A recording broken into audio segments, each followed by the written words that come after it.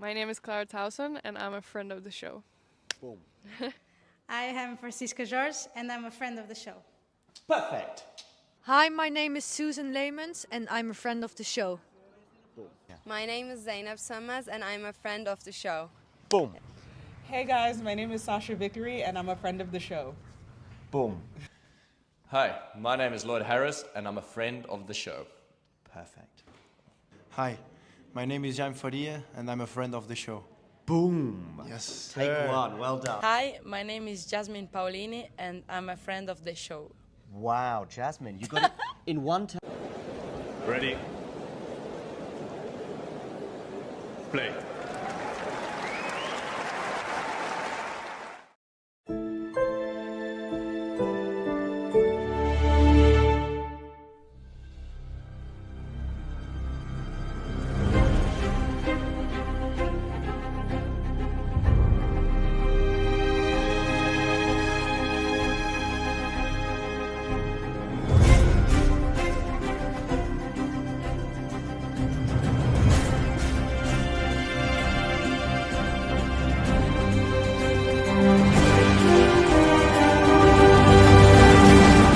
Inshallah, have on chauffeur. Shisha.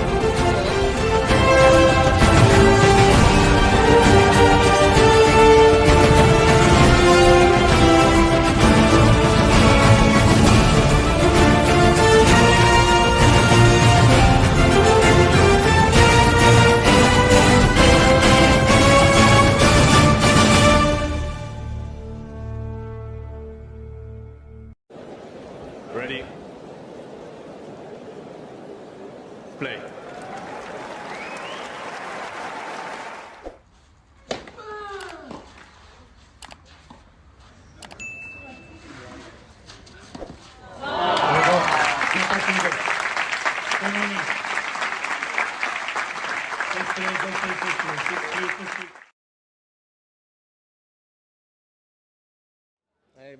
Thank you, Fabio. So, Fabio, listen, you got it.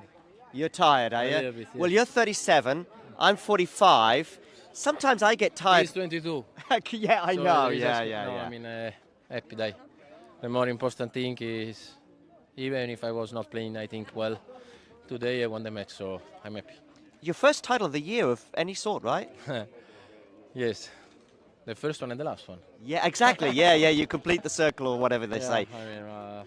I mean, I know that's the sport. I mean, I'm still competing, and I mean, I'm really, well, thankful, let's say, because I have the opportunity to play with this great guy that I'm growing up really fast. They run everywhere. They play really good shots. So I'm happy about my performance. Happy, of course, about winning this tournament.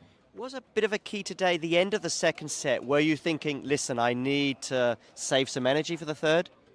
See, I mean, you stopped the match on 2-1 for the physio, and after that, I mean, I lose my concentration a little bit, and yeah, I think yes, at the end of the second, I was thinking yes, saved some energy, and I think the key was starting really well the first three games of the third one, and yes, at the end we're happy and we have to celebrate it. Are you ready for best of 5 now in Australia? Well, let's enjoy, but guys, yes, see you in 2025. Ciao, Fabio. Gracias. If you enjoyed this video, make sure you hit that like button. Don't forget to subscribe and click that notification bell so you don't miss out on all things tennis.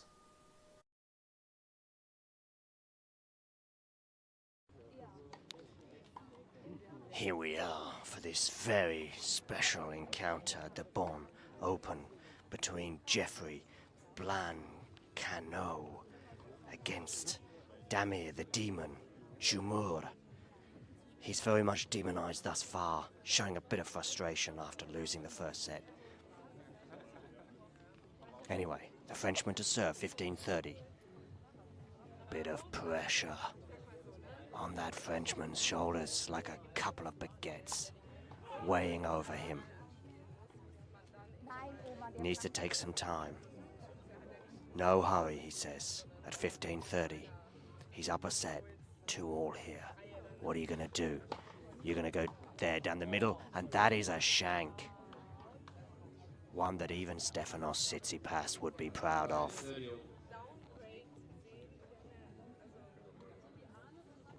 Get that towel, mop your brow, return to the baseline where you'll know it's 30 all. Screeches from the other courts. But they don't put this young Frenchman off. Look at him, prowling, brushing, questioning. Maybe they do put him off. He needs to be focused. It's 30 all, 2 all, tense times here at the Bonn Open. Goes out wide with that, comes into the net, does the volley. Does he put it away? No, he doesn't. But he puts that one away, and his opponent, the demon, Damir Jumur, just cannot believe what has happened to him. I'll tell you what's happened. You've been flummoxed, and you've lost the point.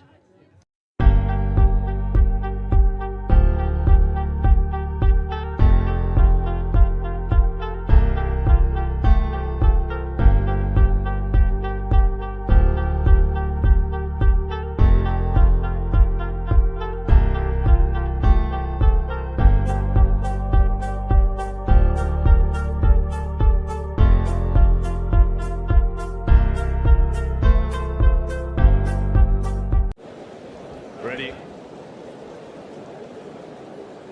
Play.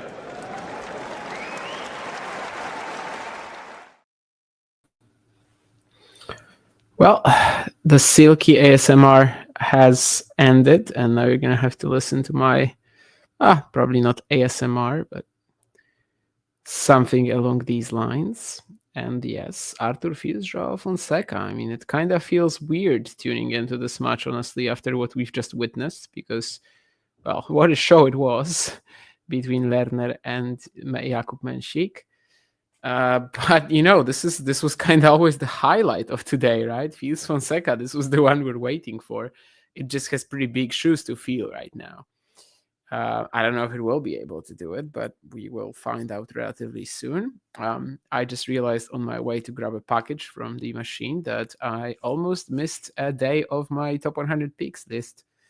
However, thankfully, I was able to just see a notification for the previous entry. So I will be posting that momentarily, as this match is, of course, beginning with Arthur Fils serving, and he's 40-15 already. Arthur Fils, the runner-up from last year. How fun would it be if Joao wins now, and we get a Fonseca TN tomorrow in a match of winners? Well, it would be pretty crazy. Of course, a big storyline here is the Rio match as well, where Joao beat Arthur 6-4. Now, Arthur Fils in the Golden Swing was pretty horrific, so I don't know if I put that much into this, but well, it was still a match where Fonseca just comes out, blasts every forehand, blasts every ball, and is able to overwhelm a player like this. So it does tell us something, even though I think this match will be very, very different. Not that the winner will be different. I have no idea about that, at least not yet. But I think it will be a different match in terms of the patterns, and just, it won't be a lopsided win. Fun point here, Fils falling over, but taking it eventually. I think Fonseca maybe also fell over. Maybe they were both on the ground at the end.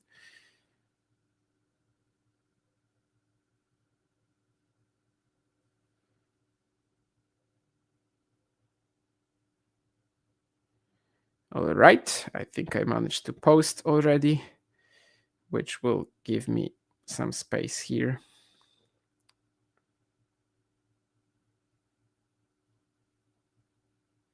Okay. Cool.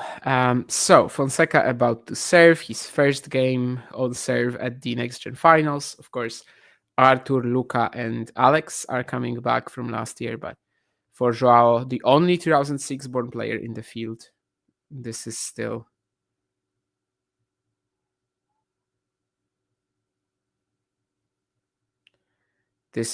massive, right?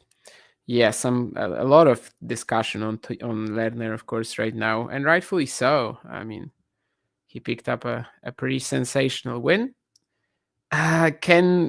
does this actually tell us that he'll be able to kind of break the ceiling that we think he has? Probably not, right? I mean, it was a great match he played. He was very resilient. He had that incredible forehand match point down.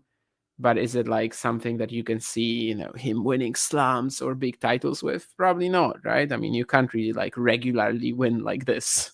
But yeah, for now, just an incredible effort and really good experience for him. That's for sure.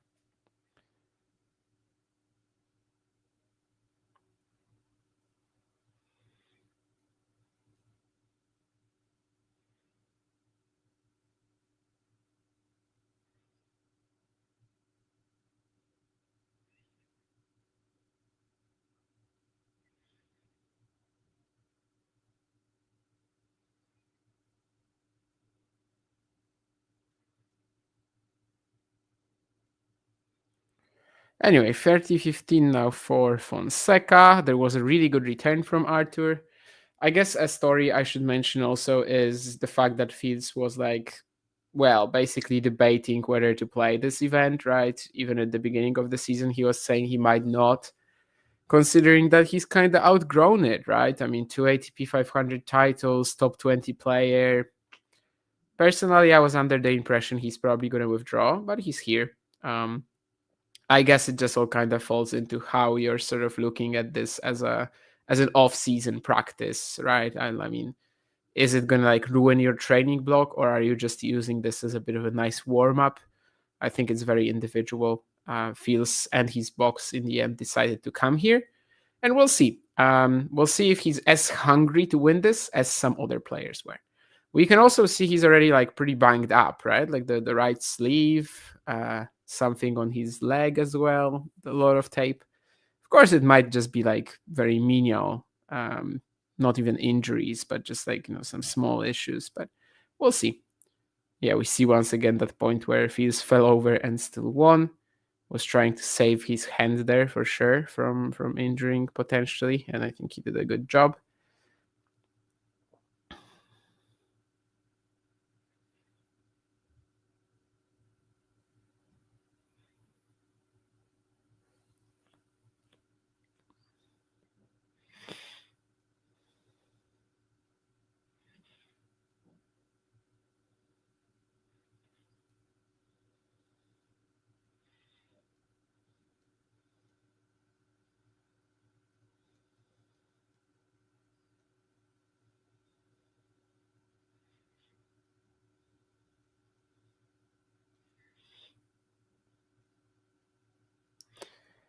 And of course, this is already kind of different to the Rio match, because back then Arthur was, he lost the opening set with bagel.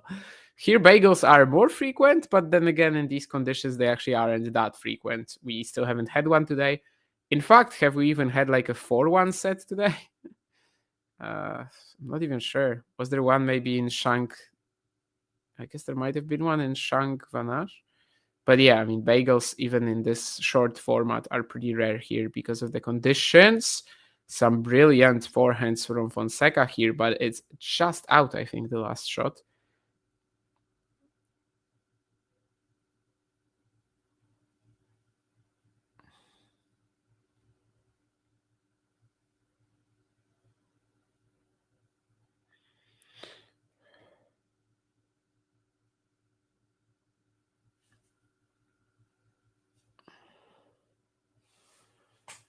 $40-15 for Fields with a good serve tee. You might remember last year, Arthur was not playing too well in Jeddah. He was also like one of the main favorites going into that event. Wasn't in the top 20 yet, but obviously he was already in a pretty high position, having won a title that year, having made an indoor final in Antwerp, and his performance generally all week was a little iffy. He did survive, however, the semifinals against Van Asch due to a beautiful 5-minute spurt of like just ridiculous forehand power in the third set tiebreak. And then, of course, against Medjedovic in the final, it went 5, but like it feels kind of scumming these 2 sets, or Medjedovic choking, like however you want to kind of look at it. But if it was a straight set win for Hamad, we wouldn't have been surprised, because that's how well he was playing in that final compared to Arthur.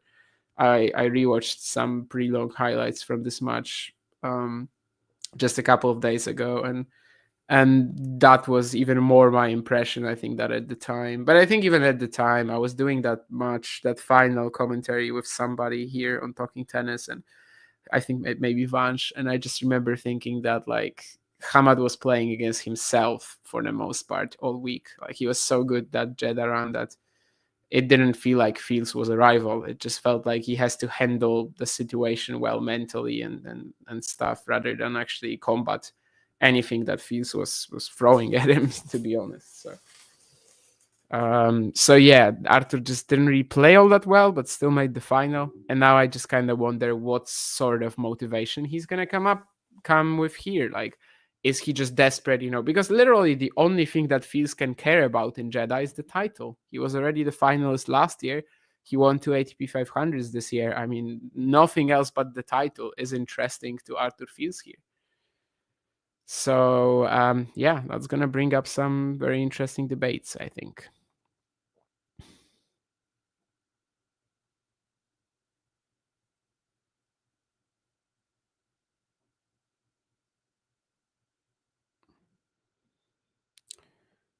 Chances of Fields losing a set, I think pretty high. I think in this format, there's going to be very few straight set wins. It's just so easy to lose a set. So often one break is going to be enough. And, the number of tie breaks too. I think straight set wins are going to be very hard to come by in this format. 50-50 he loses a set. No shot. It's much greater than this. Like, he's got a much better chance of losing a set. 50-50, I'm almost with the match. Like, okay, it's a stretch, but like 65-35 or whatever.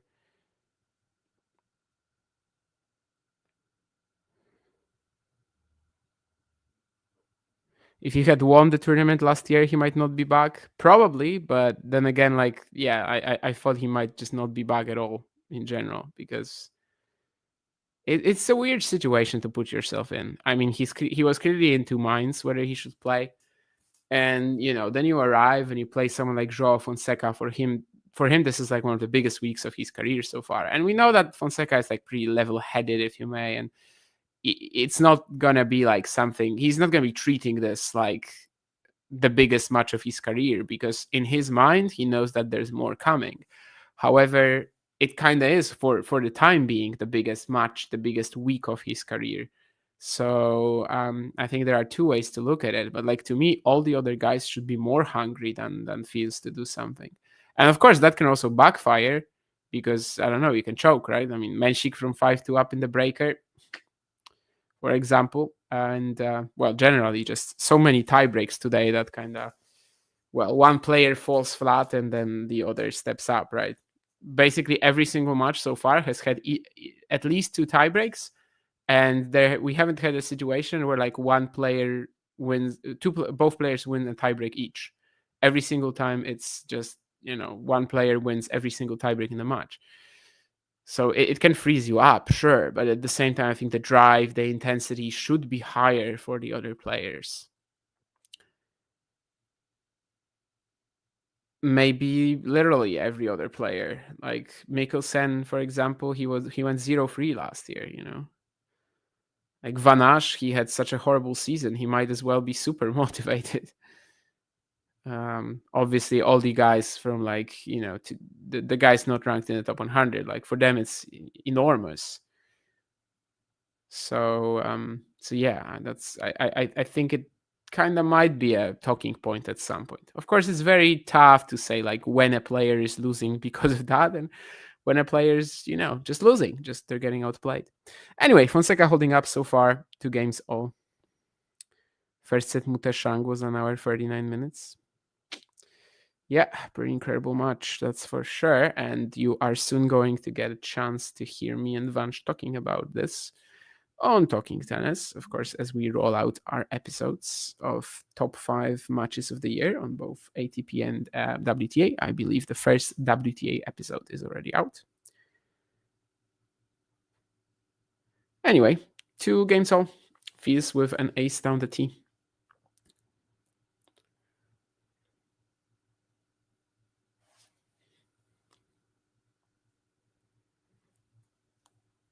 if sort of this match follows that pattern, I mean, definitely this has been a day for the underdogs, right? I mean, even Basavaredi, he had real chances of winning this one against Mikkelsen, and of course Van Asch and Tien ended up winning. Fonseca so far holding up okay. Again, very serve-based thus far. Ferdy love for Fields as Joao was seeking a backhand line.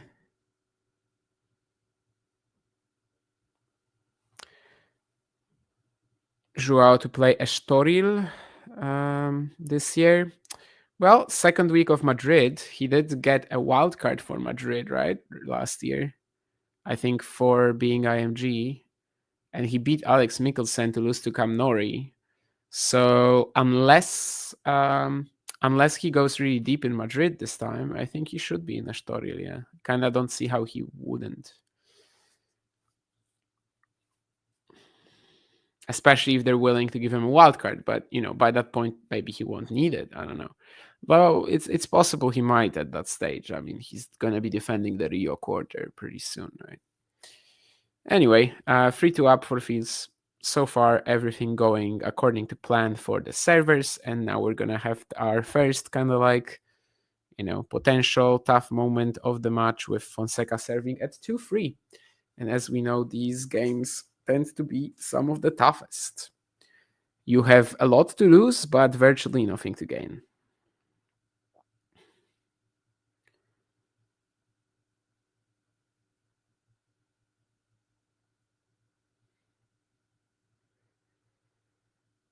Whereas the other player, on the other hand, has nothing to lose and everything to gain. So, ooh.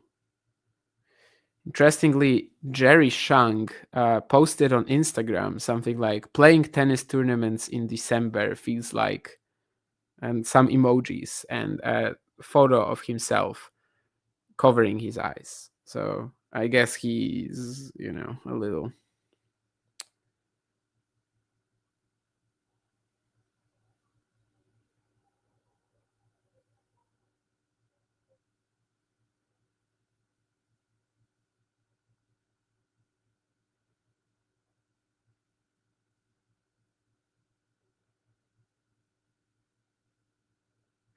So Menchik in the fifth set had 10 aces and won 19 out of 19 first serve points. However, lost all 3 second serve points. Okay. That's also quite interesting. Yeah, I mean, if we're talking about scamming wins, Lerner kind of did that, right? But fair play to him. It was a very impressive one. Especially that forehand match point down. That's something that I'm definitely going to remember. It's nothing crazy, it's not a shot that's going to be in like highlights of the year, but he doesn't generally hit it with this much. Like, it's kind of like a Yuncheng Shang deal, and the fact he did match point down, that's probably the most impressive part of this today for me, for Ledner. Also the fact that, yeah, I mean, his anticipation and everything was just as good as in the US Challengers, right? I mean, there was not much of a difference in that. Menchik really struggled to get through him off the ground. Very important game as well. Second game of the fifth, right? That one where he sticks around, really. Like that one where Menchik was firing. Like he was just, I'm going to get that break now. And he was love 30. He was 30 love up on Lerner's serve. But the fact that Lerner won that game, that kind of just allowed him to keep going. And of course, then in the tiebreak, he did get a few helping hands too. Well, nice drive volley from Fonseca here after the serve, 30-15. I think the biggest potential storyline for tennis going from, just from these next gen finals would be Fonseca winning it, because Alcaraz did it at 18 and Sinner did it at 18. Technically, Lerner is also 18, but he actually won't be by the final. He is, I think, he was born on the 21st of December. So he's gonna, have his birthday maybe when he's still at the event, who knows? But yes. Okay. That's a long point. Fonseca lobbing and getting back to neutral. but Fields really pressuring his strokes here with the pace. Wow, I mean, Fields is playing an incredible point here, but Fonseca wins this with one of the luckiest net courts I've ever seen.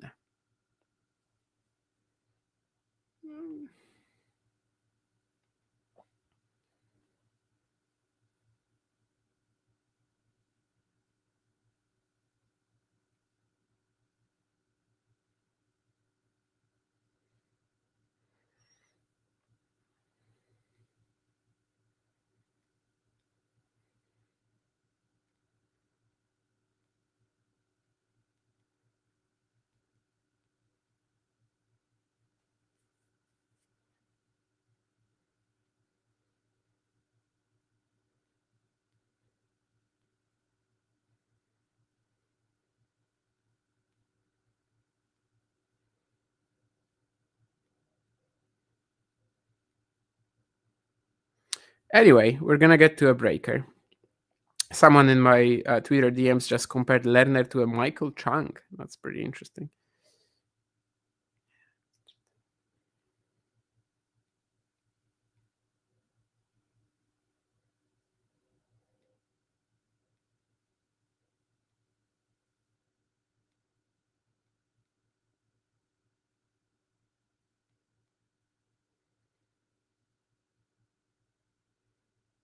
But we're going to get a tiebreak. So this is very much the theme of the day as well. I think this is the 8th one already, which of course in this fast format will be happening quite plenty. Fields going line. I mean, he's hitting very well so far. I'm pretty amazed Fonseca is even in this point, but not anymore.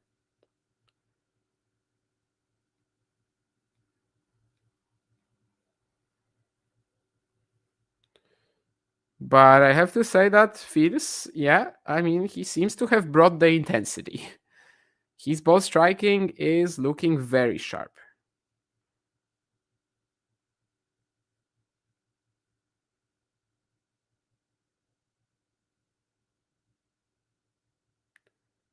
It's a good return too, but Fonseca hits this kind of like spontaneous forehand pickup, and it's good. I mean, it's 1.0. Very weird point, but that's fine.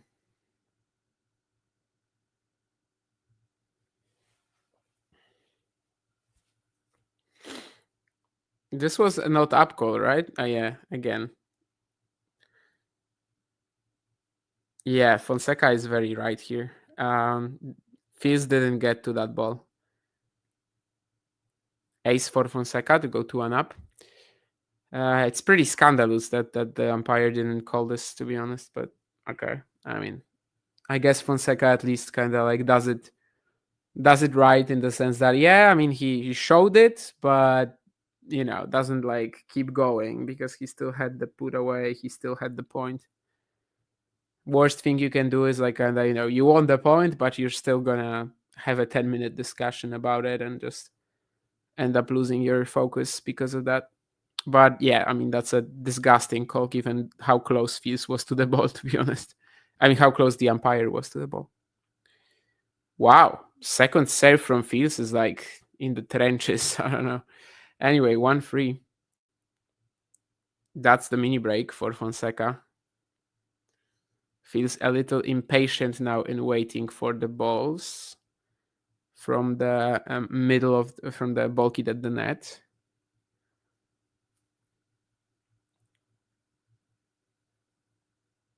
It's a nice block return from Fonseca, very deep from Fields on the approach. Not even sure if this one was going in from Joao, but I guess it's better to just put it away.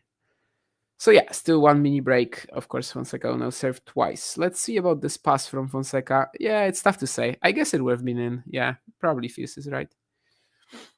Anyway, 3-2 up Fonseca. Let's see. He's got a small lead now.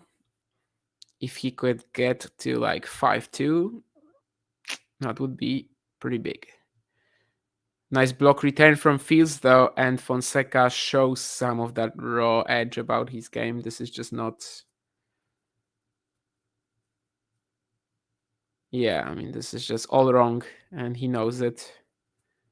3 points all now, as after the change of ends, we will go into the deciding part of this set. We have the fields box here. Of course, Sébastien Grosjean, his dad as well.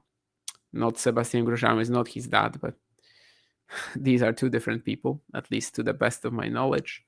Pretty funny how Grosjean and Bruguera were leading fields together through the clay swing, and then Fields says goodbye to Bruguera, and instantly his results just improve so much. Apparently, Sergi not the best coach. I mean, of course, I'm kind of joking. But they did improve instantly. Fields now 3-4 down, though, after Fonseca finds a nice serve out wide and a +1 put away. He is still playing pretty well, but that shorter block return earlier from Artur was the one thing he handled wrong in this tiebreak. 5 winners each. Small advantage for Fonseca, but that might be covered if Fields just hits a great serve here, which he does not. It's a second serve.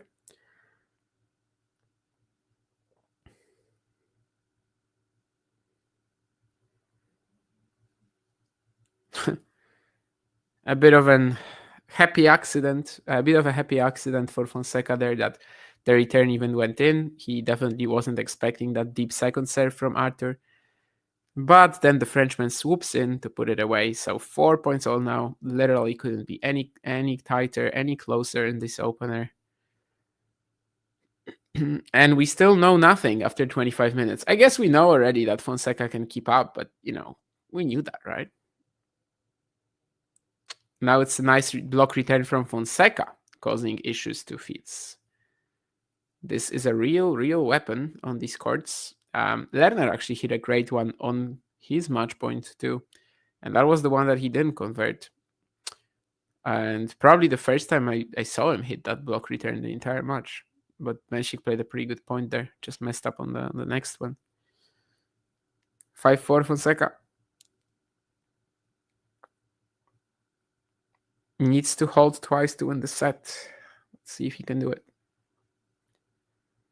Oh, wow. He goes for a huge second serve tee, and he's just missing it. What a decision, huh? Kind of baffling, but I mean, if it worked, we'd be saying, wow, amazing bravery, right? He's got balls. So there's a bit of a dichotomy there. Anyway, 5 points all, I mean. This serve is better, and he's just going to go middle, very smart. So a set point for Fonseca, but this one is going to be on Artur's serve. I mean, this is, of course, the first set point, so not like it's in contrast to a set point that was on Joao's serve. No, it's just in contrast to the fact that he could have won at 7-4. Anyway, 6-5, Fields to serve.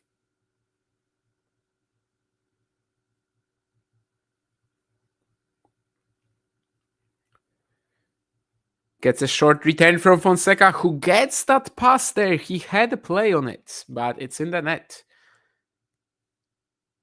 Yeah, he was playing with fire a bit, Fields, I think, going that backhand line there.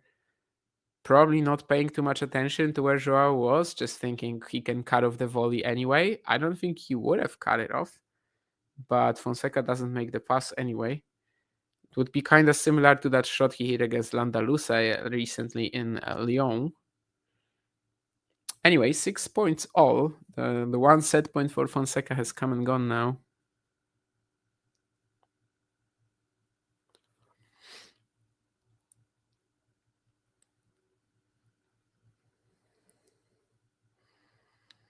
Fields going long on the serve tee, 217 kilometers an hour. Fonseca attacking the second serve return a bit, at least, but now we're back to neutral, and his forehand doesn't really hold up against the pace of Artur. But again, this is really crisp hitting from the Frenchman. This is much better, I think, generally than what he was playing in Jeddah last year, which would make sense, right? I mean, he's made a leap as a player. Why would he be playing worse than in 2023, I guess? But yeah, it's just really sharp hitting. I feel like the timing he's much more in tune with. Ace from Fonseca, there's nothing that Fields can do with that. 7 points all. This is a massive tiebreak, even though it's just one set, right? But it could really set you up for the rest of the match, especially if you follow it up with a break or something. Wow, another ace down the tee from Fonseca. So he's really opened up that avenue of his game today so far, especially in the breaker. And that's going to be a second set point for him. But of course, they're all going with serve so far since 5-all.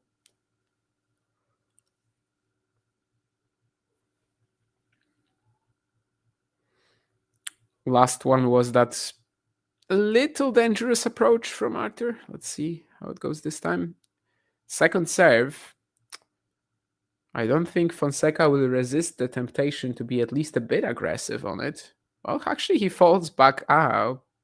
I mean, he falls back a bit, but maybe he should have been aggressive on it because this just opens up the court for Arthur, who plays a nice +1 forehand cross court, and then the volley at the net is fabulous too. This is a really strong tiebreak, just like level-wise. You know, we might not be seeing any like crazy rallies, but that's because they're both serving well and just wrapping up points the earliest chance they get. Will be very interesting to see how like someone like TM handles that, because it just feels like a different level. But then again, it's what Lerner does, right? He kind of drags you down to his sometimes. Of course, we've already had Tien and Fields playing at the US Open. Fonseca Tien as well, a pretty well-known rivalry. 2023, 2 very notable junior matches. 8-all. And Fonseca tries to snap on the backhand return, but it's going to be in the net. So 9-8 Fields down. Again, this is just the first set of a potential 5, but you know, we can't really overstate how much momentum the winning player here is going to have. So it's huge. It's a second set point for Fields. Fonseca hits an ace again, out wide this time. So 9-all. And we have that very common tennis trope where at 6-all and at 3-all, every tennis player remembers to switch ends, right? But at 9-all, Fonseca did not.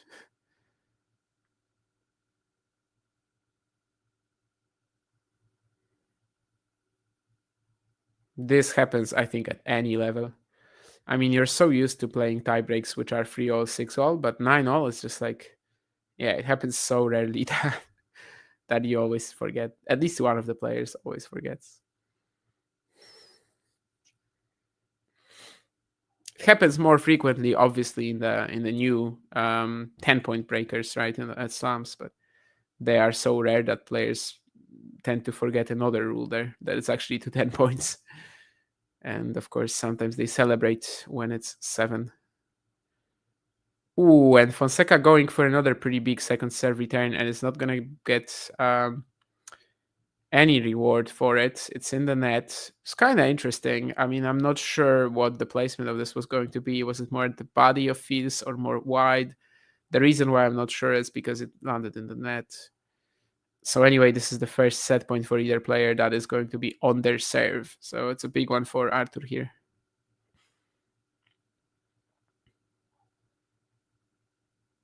So far, I mean, he's really delivered, and now just needs that one final touch. And he's got it. Brilliant inside out +1. Really good set from either player, but Fields is the one who proves a little bit stronger in this breaker. 2 double faults from Fonseca. The entire set, I mean, the 3 games that he had on serve, he wasn't double faulting. He goes for 2 big ones in the breaker, doesn't make them. And they actually kind of lost in the tiebreak, right? 5-4 and 9-all.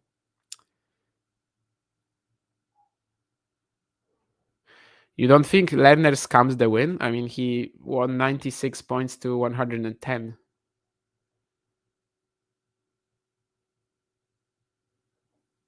I think that's a definition of a scam. Like, that's not even in the lottery matches section, is it? I mean, on Tennis Abstract, there's this thing where, like, some matches are just called lottery if they're between 48% and 52% total points won for either player. And this isn't even in that, right? I mean, this is just like 47% points won for Lerner.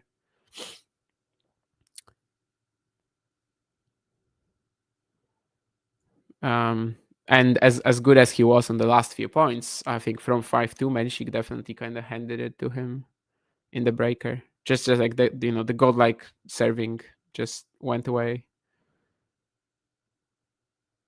That net court, Fonseca, another wild match, says the producer.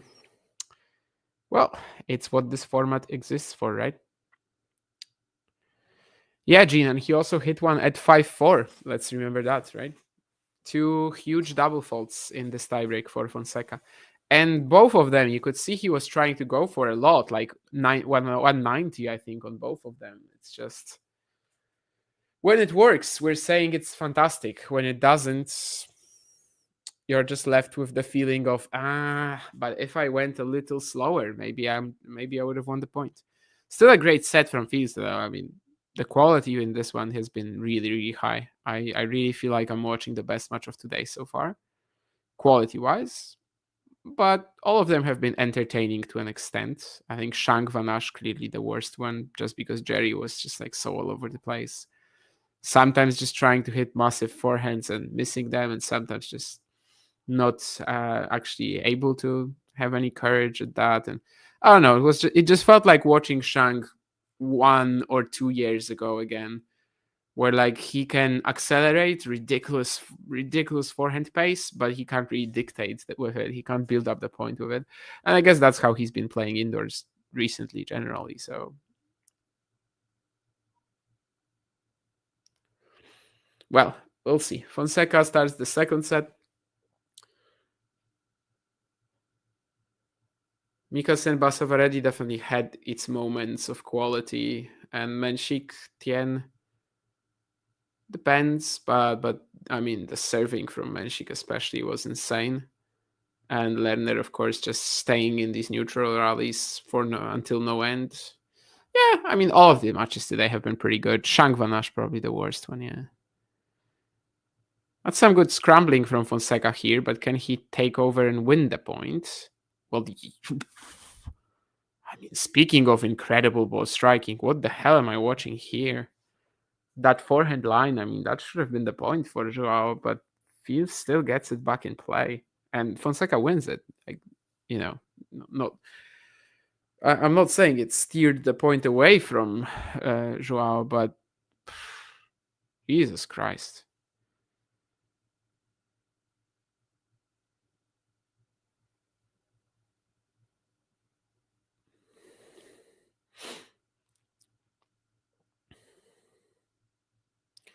Fonseca with another ace out wide. And we don't have to wonder if this was a let, because I think maybe it was, but I'm not sure. But we don't have to wonder about that, because we have the no let rule in here. Arthur slicing here. This time Fonseca, wow, handles it pretty well. But Fields is still back in this point. How did Fonseca even make that next shot? Jesus. Okay. I mean, eventually it's kind of a wild situation here. Fonseca hitting the net on the net approach. Fields was trying to run it around, but kind of got confused. Anyway, Fonseca gets the first game, but yeah, I am enjoying the quality of the ball striking here for sure. It's like a very me match too, right? Just in terms of the playing styles. Probably the two players, I guess, from at this event that fit my general preferences the most, I guess. Yeah, I guess. It's a nice slice from Fonseca here. So much side spin to the Fields forehand.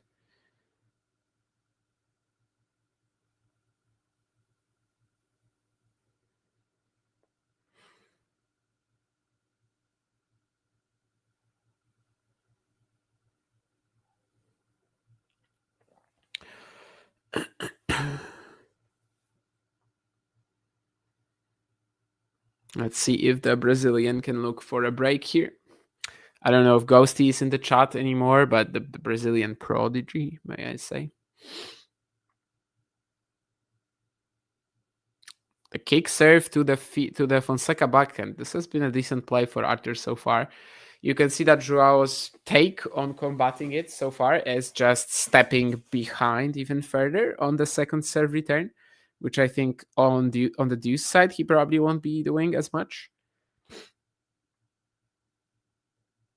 And well, I would say the success rate of Fonseca's strategy is not great so far, but of course it's also one of the best serves Fields has in his arsenal. Interesting block of the stomach, basically, for Fonseca. He's in the point, but the big pace of Artur's forehand coming at his forehand, that's where the problems lie in this matchup, especially on a quicker court, I think. And they both seem to be very well aware of that. Fields definitely targeting that side a little bit more, forcing Joao to play at that fast rhythm, where he will sometimes be late with the grip. This time a different return approach from Fonseca, and it proves much more successful as he takes that kicker from Artur early and forces an error. 30-all, and as I mentioned on the previous stream we had from Menshik this is kind of, one of the biggest deals about this format. 30-all is already so close to the decisive parts of the game, and it feels like every point from here is massive. Joao talking to his box there. But there's nothing he can do about this ace from Artur. 217. Perfectly on the line. Well, I mean, perfectly touching the line, but you know what I mean. 40-30 feels. Gonna stop for a second. Did he get a time violation or something? No, I don't know. No, the clock was stopped for some reason. I'm not sure. Anyway. Second serve, I guess based on the previous point, Joao will probably stick around closer to the line. If I was Artur, I would try to maybe surprise him with a serve down the tee. He went middle, which is, I guess, the middle of both worlds. But he loses the point, the ensuing point. I think Fonseca's reaction was really nice, and he gets the deciding point. Well, I guess if I'm Artur, there's two ways to take this, right? Which side do you choose? You probably stick to the deuce side where you hit the down the tee ace a second ago, even though it's probably the worst one if you have to hit the second serve. Let's see. First breakman of the match. And Fonseca is in the rally, and not only in the rally, as the quick return, good reaction, stretch to the forehand, is gonna be bringing him this point and this game. So it's now Fonseca a break up in the second set. First breakpoint of the match, first converted, and well, it's nowhere close to like a set winning advantage, right? But in this format, it's pretty close. I mean, well, actually, he's 2-0, 2 love up. I forgot about that. Yeah, no, so sorry then. Yeah, it's definitely close to winning a set now. I was thinking it's the first game of the second set, but of course it's the first. Yeah, it was the second one, of course. So yeah, I mean, hold from here, and you're so close. Now it's Artur's turn to just kind of like pepper the outer, like the third zone of the court with his return. Fonseca serving nicely at the body.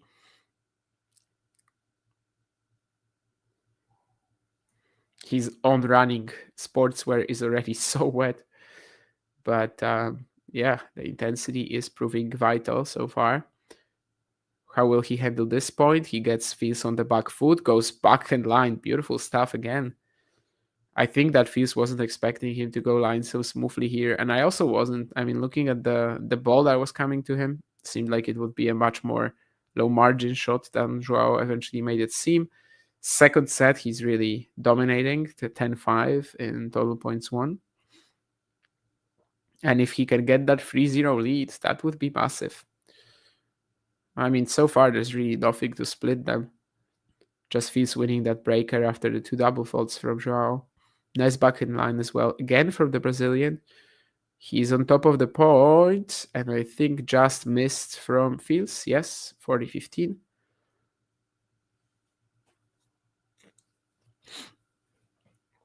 finding the backhand line with great accuracy, Fonseca as well. Like, they're not point winning, but they're pretty close, most of them.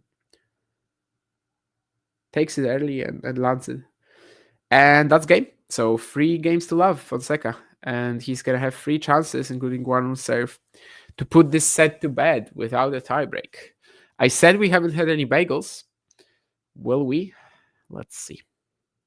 Ghosty is here. Okay.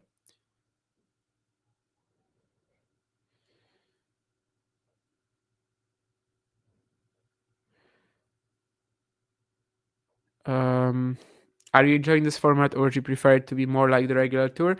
I am enjoying it, yes. I don't think I would like this event to change to the one from the regular tour. I kind of had a big take on it in the first stream that we did, but basically I said that while I wouldn't maybe like to have it introduced on the main tour yet, maybe we will be in that spot like in a 10 years, 20 years, I don't know.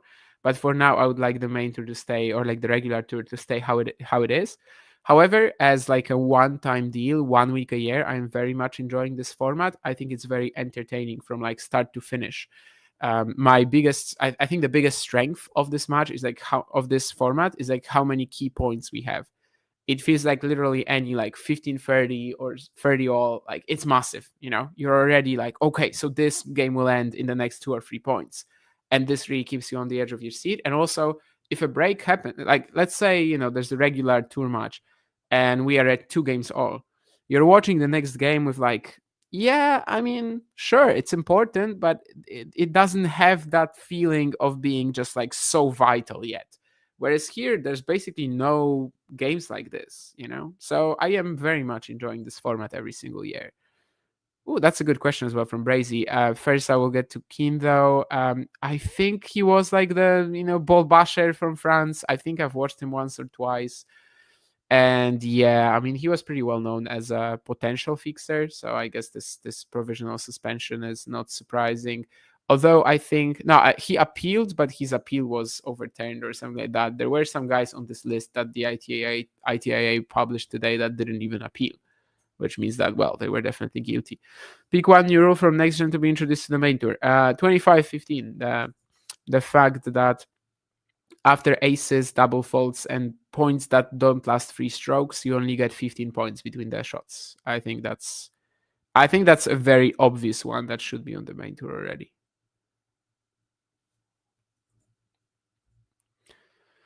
Also, the timer between first and second serves. I think some players like wildly abuse that.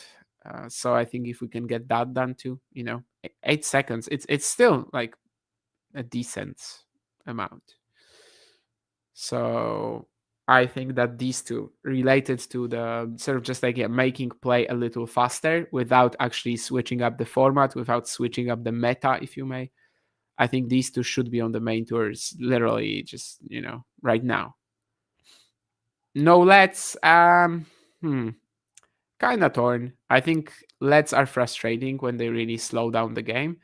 But today, Vanash Shang especially, we had like 3 incredible aces that just, bounce off the tape and land right beside it. One of them was actually on the break point that Jerry saved and then won the game. So it was really important. And I'm not sure I like that. But yeah, these related to like time between serves and points, I would like to see them introduced. Yep. Anyway, 30 all here. Fonseca defending like a madman, and eventually feels is just going to be able to like break through his grip almost with that forehand line. I mean, we're still just 2 points away from that first bagel that I was talking about, but well, Arthur is still very likely not to let this happen. And of course, force Joao to serve out the set. That first serve is out, though. What's the take of Fonseca right now on handling this Field's second serve kicker? Yeah, I mean, he's staying much closer this time. Probably better for the most part, but I think Arthur also went for a very deep, aggressive second serve. And unlike Fonseca in the first set tiebreak, he manages to make it. So 3-1, and now this is the challenging game for Fonseca. This is where we will learn whether he is tense at all or not, trying to serve it out. His serving has been really good, but Fields gets a couple of returns in, and it does not have to be easy at all. So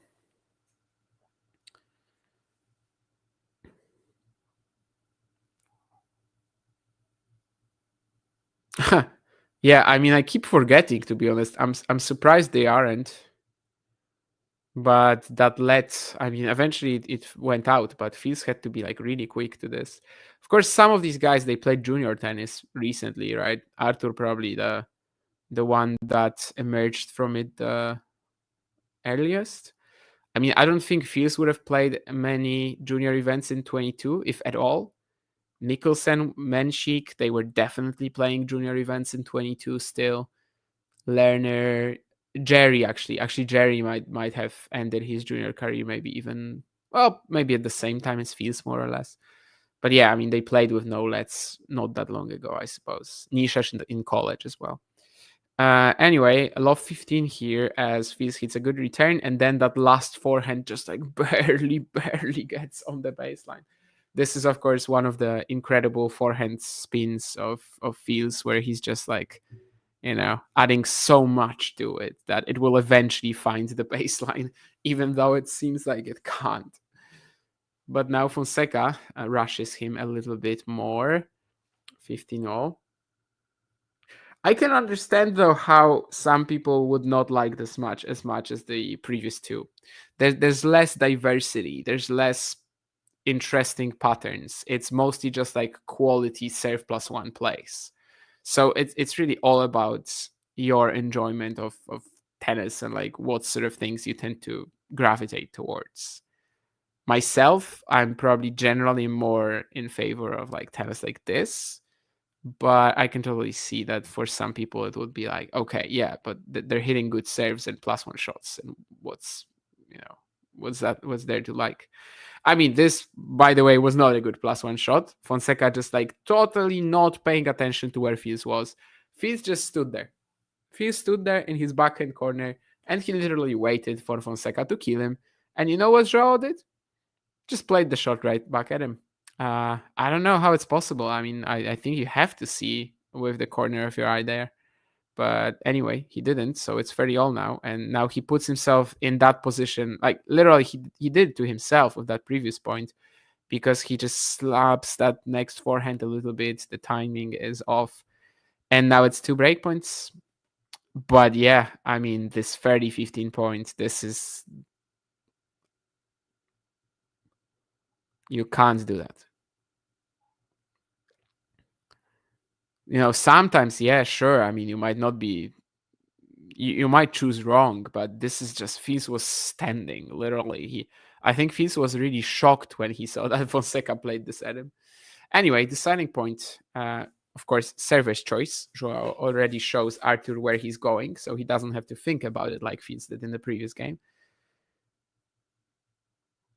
He knows right where he wants this, and can he land a good first serve here?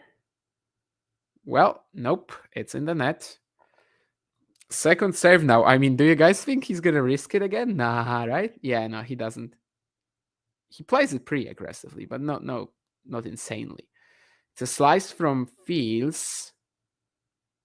Tough to say who's got the advantage. Fonseca tries to steer it in his favor with a backhand line, but he nets it. Ay. That's just not a clutch game from Fonseca. Do you think it was because he was serving for the set? Probably, right? So yeah, Fields is right back in this at 3-2. And I mean, if he wins the set, suddenly that straight set win is going to be looking like a real possibility again.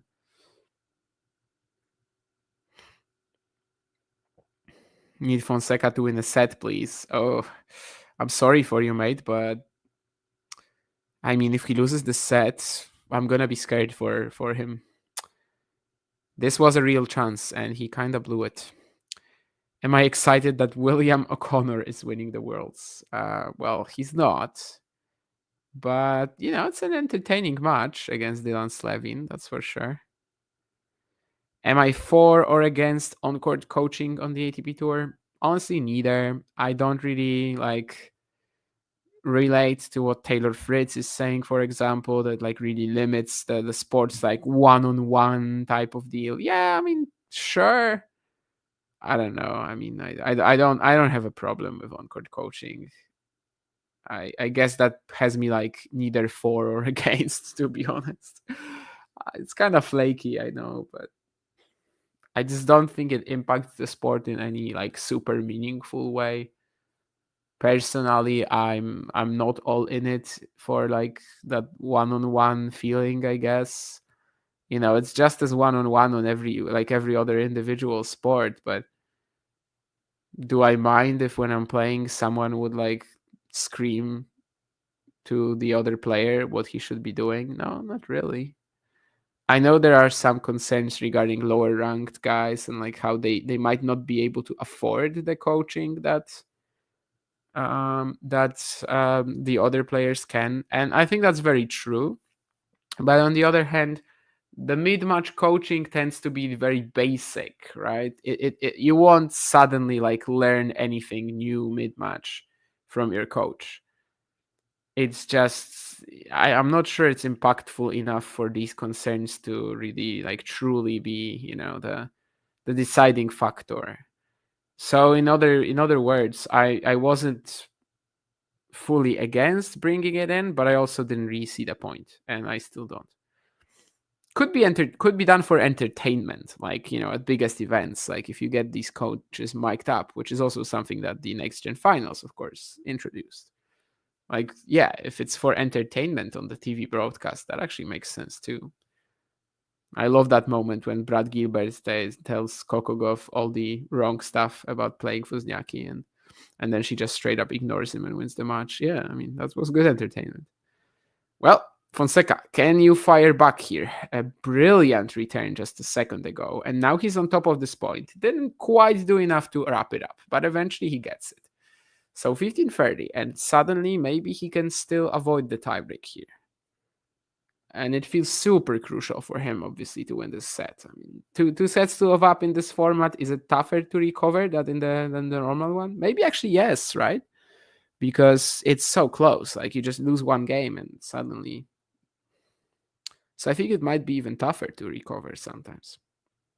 Or actually better. I don't know. Depends on how you look at it, I guess.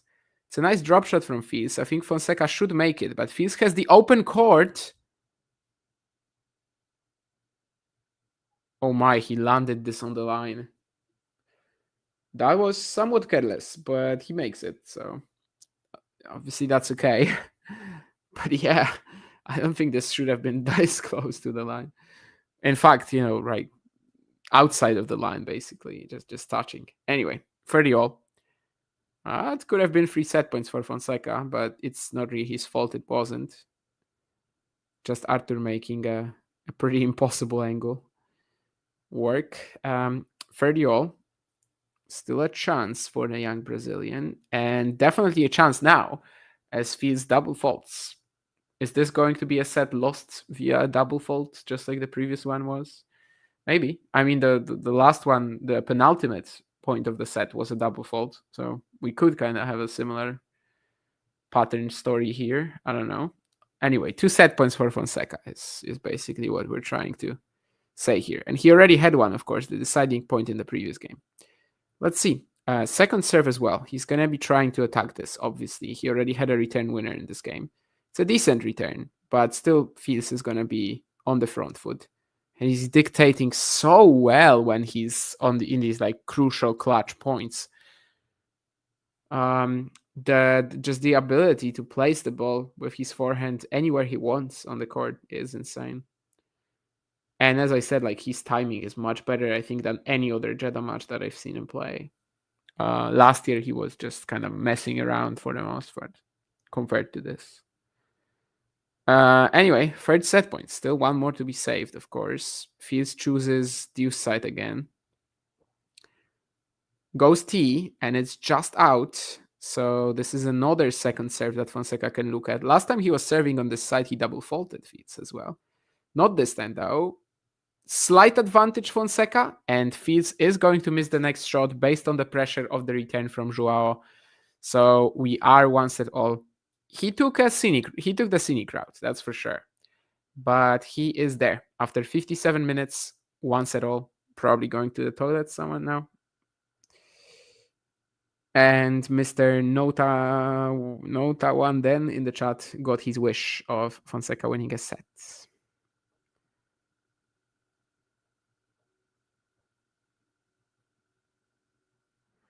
No, I think the top 5 is not for channel members only, right? That's just out for the general following, if you may.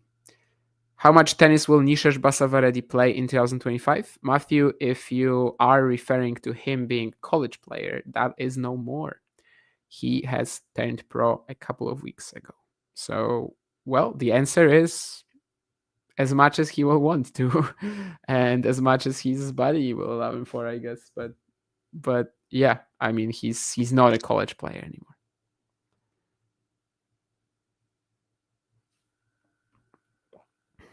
Prodigious, I like that word. Is the tourney round robin format like the ATP finals? Yes, it's a group stage. This is the blue group. In the red group today, we've had wins for Luka Vanash and for Alex Mikkelsen, who will play each other tomorrow. And of course, the losers will play each other as well, which are Nishesh Basavaredi and Yunchek Shang. Whereas in the... No, that was the red group. Where the blue group is here. In the blue group, we got, of course, already one win for Lerner Tien, one loss for Jakub Menšík, and now we're playing the other match of the first day of the Next Gen Finals. Fils against Fonseca. I see Proseca and Prosecco is making an appearance in the chat.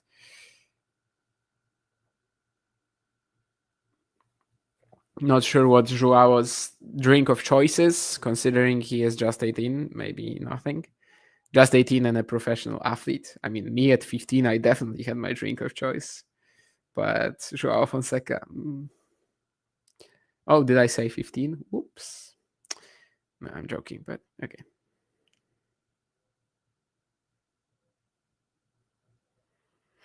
I don't know what the Kings League of Football is, but someone is comparing this event to that in my Twitter comments. To be honest with you, yeah, I just don't know. But basically, that's a complaint about the scoring format. I mean, it's an exhibition event, like, right? It's a bona fide exhibition. It is kind of like standardized by the ATP in the sense that the Laver Cup is standardized by the ATP, as in, it counts for the head-to-heads, counts for the records, I guess, but it doesn't count as a title. It doesn't give you ranking points. So yeah, so I don't mind the format, which actually is pretty exciting. 1 minute and a half until the toilet break is over. I will just pour myself some water, but of course I'll be back momentarily. Thankfully, it's not a big flat, so in fact you can probably hear me pouring the water. I don't know if thankfully it's not a big flat, maybe it was a bit of a stretch. I think I also have water here actually, so I'll just use this. I mean, I'd rather have a bigger apartment, but then I would also have to pay more. This is completely idiotic what I'm saying right now, but I like to keep talking, drown out the silence. Jeddah.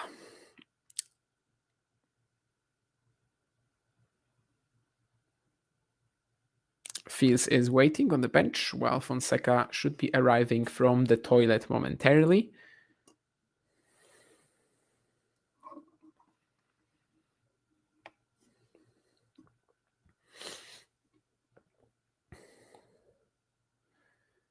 Wonder if he switched to a new shirt. I think he probably did, as he definitely did, as that previous one was just like soaking wet.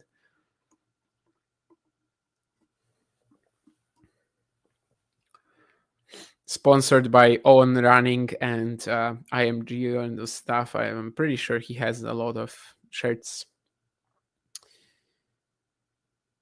So that's not a problem going forward in this match. What's a problem for either player? I mean, just the quality of the opponent, right? So far, they are just definitely evenly matched, which is... They're showing the soaking wet gear of Fonseca on the floor now for some reason.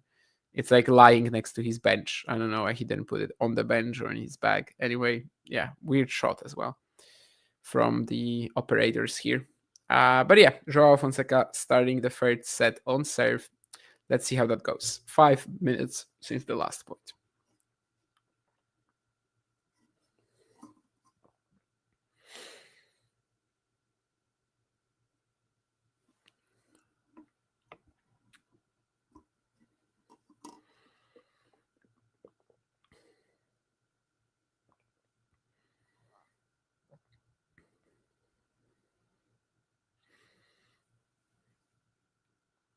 Well, we're already starting from some quality returning from fields, just right on the baseline before Fonseca even gets the time to regroup.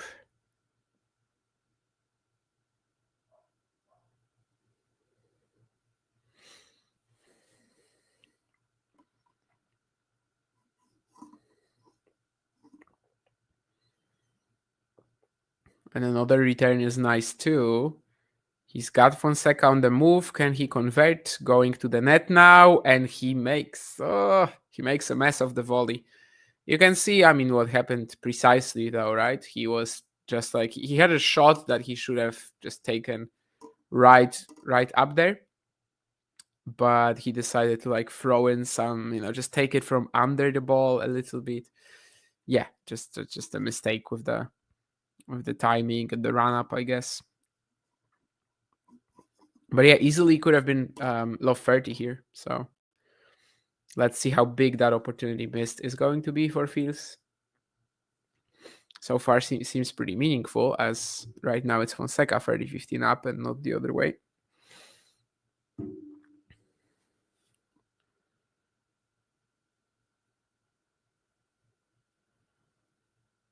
Ooh, well, yeah. Fonseca just snaps at that forehand again. This is more kind of like errors that we're used to from him.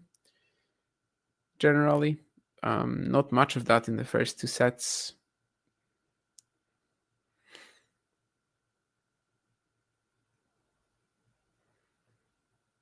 Backhand line from Fonseca, very clean though. Yeah, this is all just really quick points. Early aggression. And lots of quality as well. 40-30. And a nice out wide serve from Fonseca to get him the game. So in the end, I mean, yes, that second point of the game where Fields had an easy volley to put away. Yeah, I think it was very impactful. Allows Fonseca to more or less cruise through this. He's got quite a few fingers bandaged up. Taken one of them off and gonna leave them on the bench now. Or give it to somebody, I guess.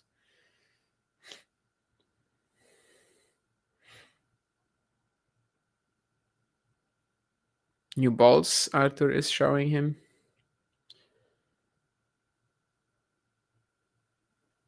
At the next gen finals, they change balls every single 7 games instead of just like in regular formats, 7 after the warm up and then 7 for the first time because of the warm up and then after 9. Wow, I mean, this could have been an incredible shot from Fonseca, but he just misses the backhand line. Nice sigh of relief from Fields too, because yeah, there was nothing that he could have done if this landed in. He was very far wide to his backhand corner. And ace down the tee.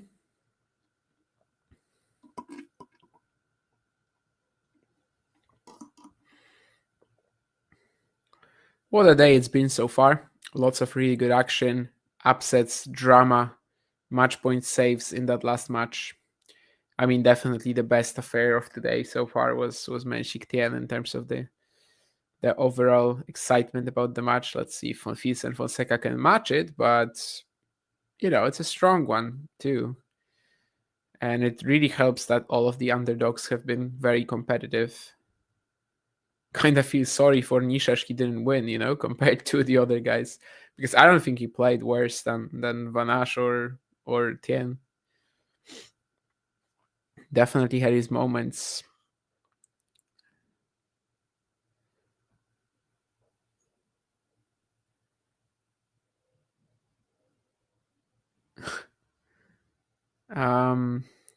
Which challenger am I attending live first in 25? Probably Lille.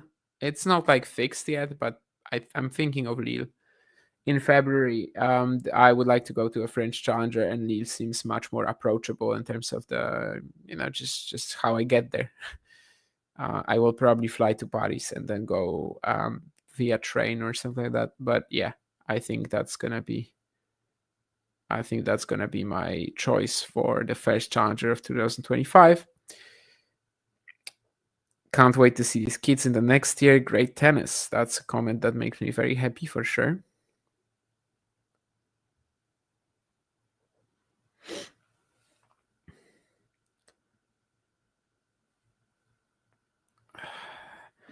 I mean, Jake, I don't know if this should be like treated as something positive that you would drink me under the table. You are significantly bigger than me, and John is just an alcoholic, so that's not really that's not really a fair battle, But maybe this is something that John can beat me in finally, drinking. Tennis, he couldn't do it. I mean, he definitely wouldn't do it in darts, as he recently tried to claim in a DM for me. So yeah, maybe drinking alcohol is something that he can beat me in. I'd gladly take that loss, Anyway, 1540 Fonseca. 1530 Fonseca now.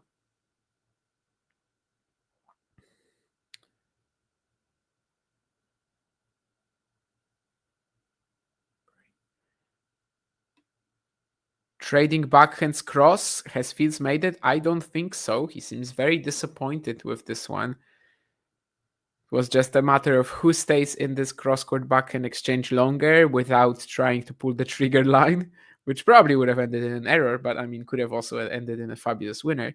No one was daring enough, and Fields ended up making the first error. Of course, in tennis, the first error of the rally, as long as it's kind of like decisive and it goes out, it's also the last. Unless the umpiring is horrible, but here we have the next gen. Here we have the Hawkeye Live, of course. Not that we still don't have umpiring errors, as we saw that double bounce on this match, actually, first set. And Fonseca gets out of this game. So another one where Fields had a glimmer of hope for a break, but he just kind of made that one backhand error, and that was it. So not too disciplined, I would say, on these small opportunities. And it's Fonseca leading 2-1 as they're going to sit down now.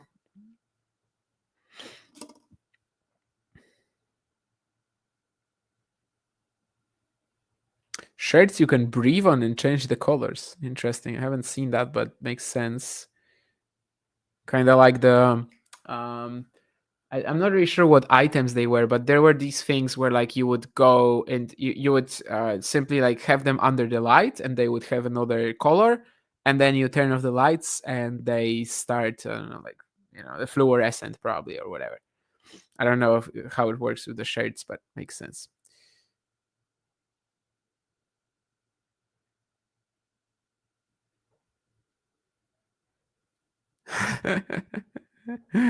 When did they start doing next gen? 2017. It's the 7th edition, second in Jeddah. 7th since 2017, because in 2020 there was no next gen finals because of COVID-19. 2017 it was won by Yeon Chung. 2018 it was won by Stefanos Tsitsipas. Then of course Yannick Sinner comes in, Carlos Alcaraz, Brandon Nakashima, Hamad Medjedovic, and now we're going to have the 7th winner. First 5 editions in Milan, and now 2 in Jeddah. All indoors, all at the end of the year, although the date has been switching a little bit. It started as 1 week before the ATP finals, and now, of course, we have this pretty weird middle of December spot, which I don't hate, but some players maybe do. I mean, based on that Yun Cheng Shank Instagram post. Anyway, love 15 here. This is such a deep return from Fonseca, and Fields has to come up with something on the spot. That forehand slice won't cut it. And now Fields is looking a little, I don't know, just on edge, a little irritated, I would say. He hits that +1 forehand right into the net, the sharpness that he was playing with earlier. Is this what I was talking about, at the beginning of the stream? That, when it comes to the crunch, he might not want it as much as the other guys. Maybe because he's just throwing away this game, completely.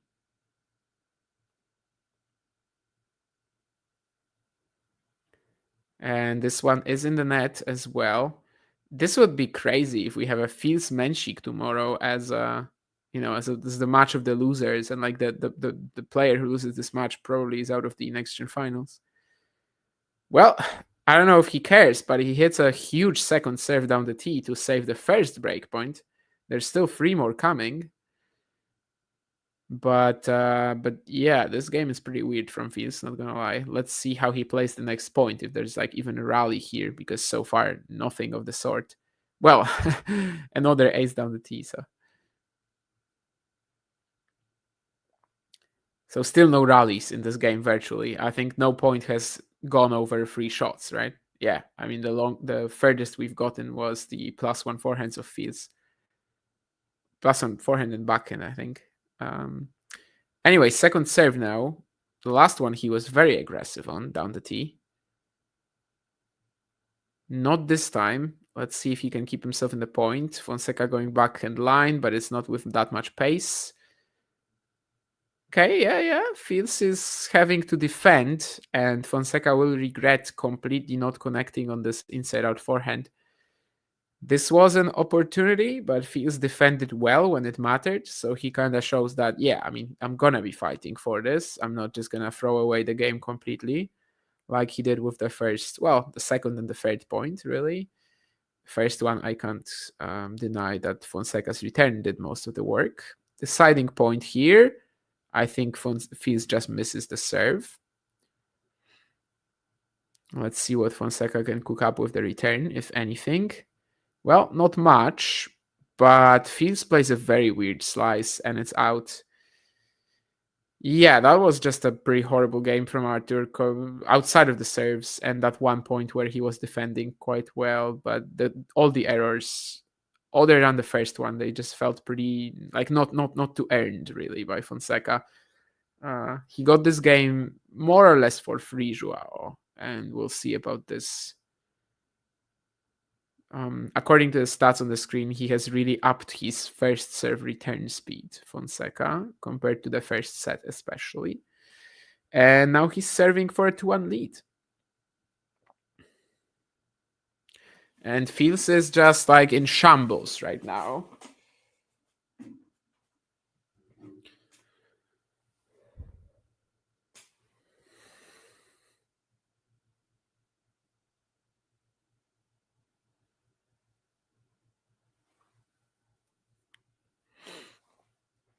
Well, still, not returning serves right now, just struggling with pretty much anything at the moment.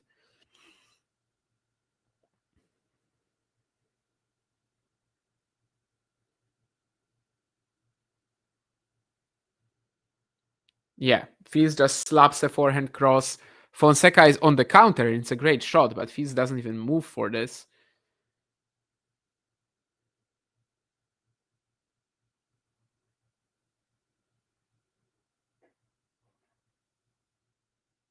So now it's 4 set points in a row for the Brazilian, and he's looking in a...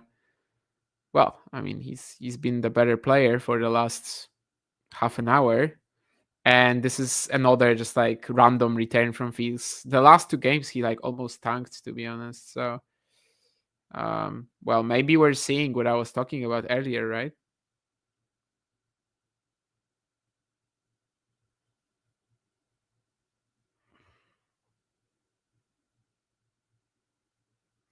So are we now seeing all these motivation concerns for Fils in action?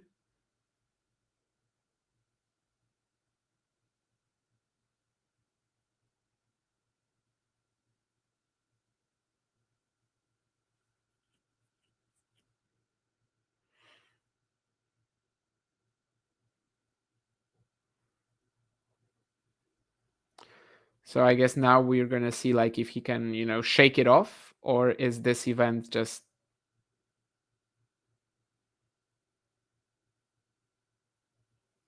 if he can have as much fire in him to potentially win this event as someone like Fonseca, for whom it's just much bigger.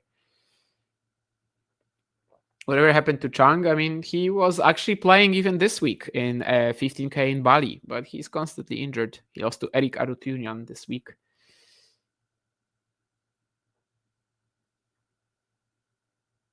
We don't hear from him anymore. No, I mean, he's still playing. He's trying, at least. He's playing like 5-6 events a year generally, because the body won't allow him for more. He's constantly injured, but he's still playing. Got a main draw wildcard at a 15K in Bali this week, and lost to Eric Arutunian from I think he had 2 breakpoints in the third set at 5-0. Yeah, I do think that feels completely checked out of this third set. So now we're kind of going to learn if he still has that fight in him or not.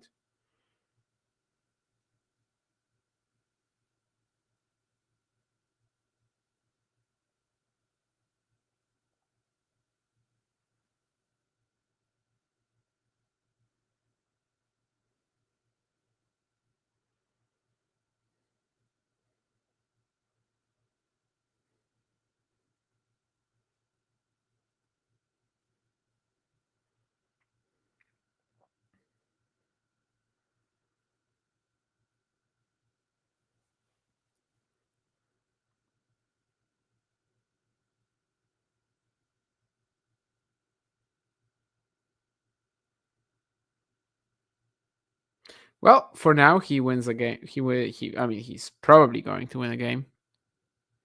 Wow. Again, just kind of has to take a volley off the baseline because of how deep Joao's return is. But he smashes this forehand, just like obliterates the ball. And it's impressive, but you can see that, he is in a weird physical, like mental state right now. That's for sure. I mean, we'll just find out over the next 20 minutes, how this is gonna progress from him. But yeah, that third set he almost gave away. So if this is how he's gonna look, yeah, it's kinda exactly what we were expecting, sort of, in terms of his potential motivation for the finals. But we'll see.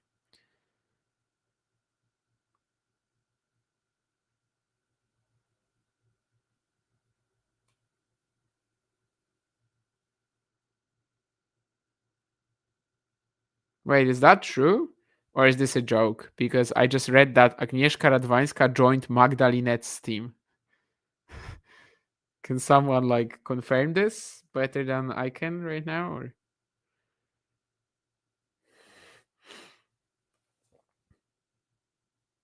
is this just some sort of a publicity stunt, or is she actually...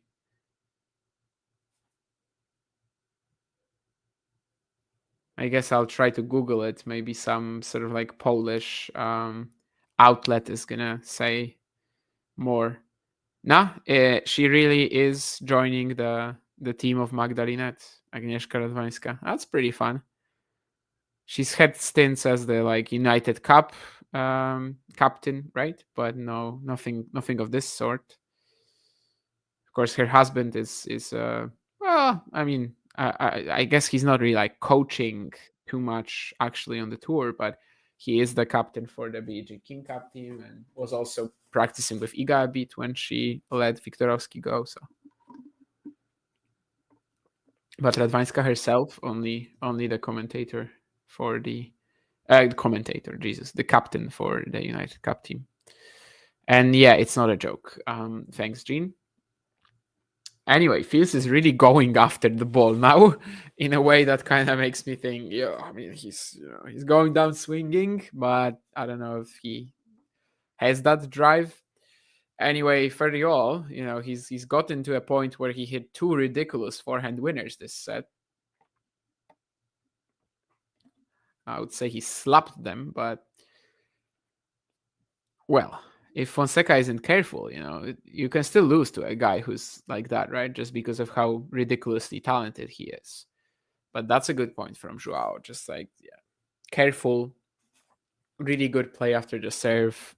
First, you basically peppering one corner and then when the time comes, approaching to the other, not much Fils can do.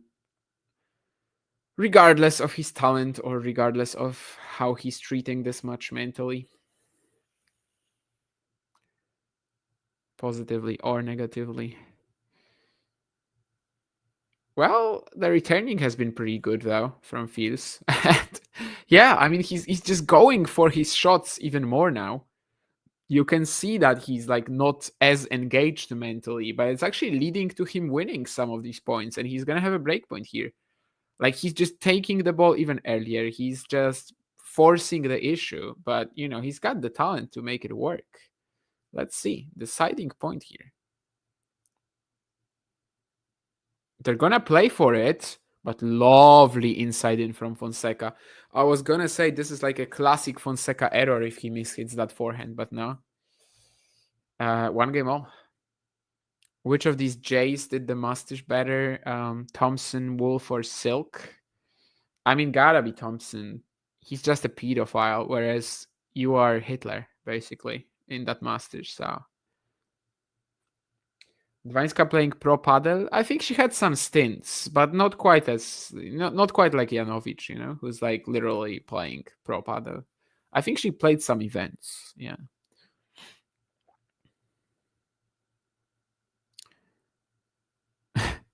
Make Joao great again. That doesn't sound good. Like MAGA, MJGA. You have to find another one. You know, just like something that like kind of just has that ring to it, right? I don't know. John Silk without a shadow of a doubt. I like your confidence. I think John Silk hasn't worn anything best ever. I would say the same about myself, probably.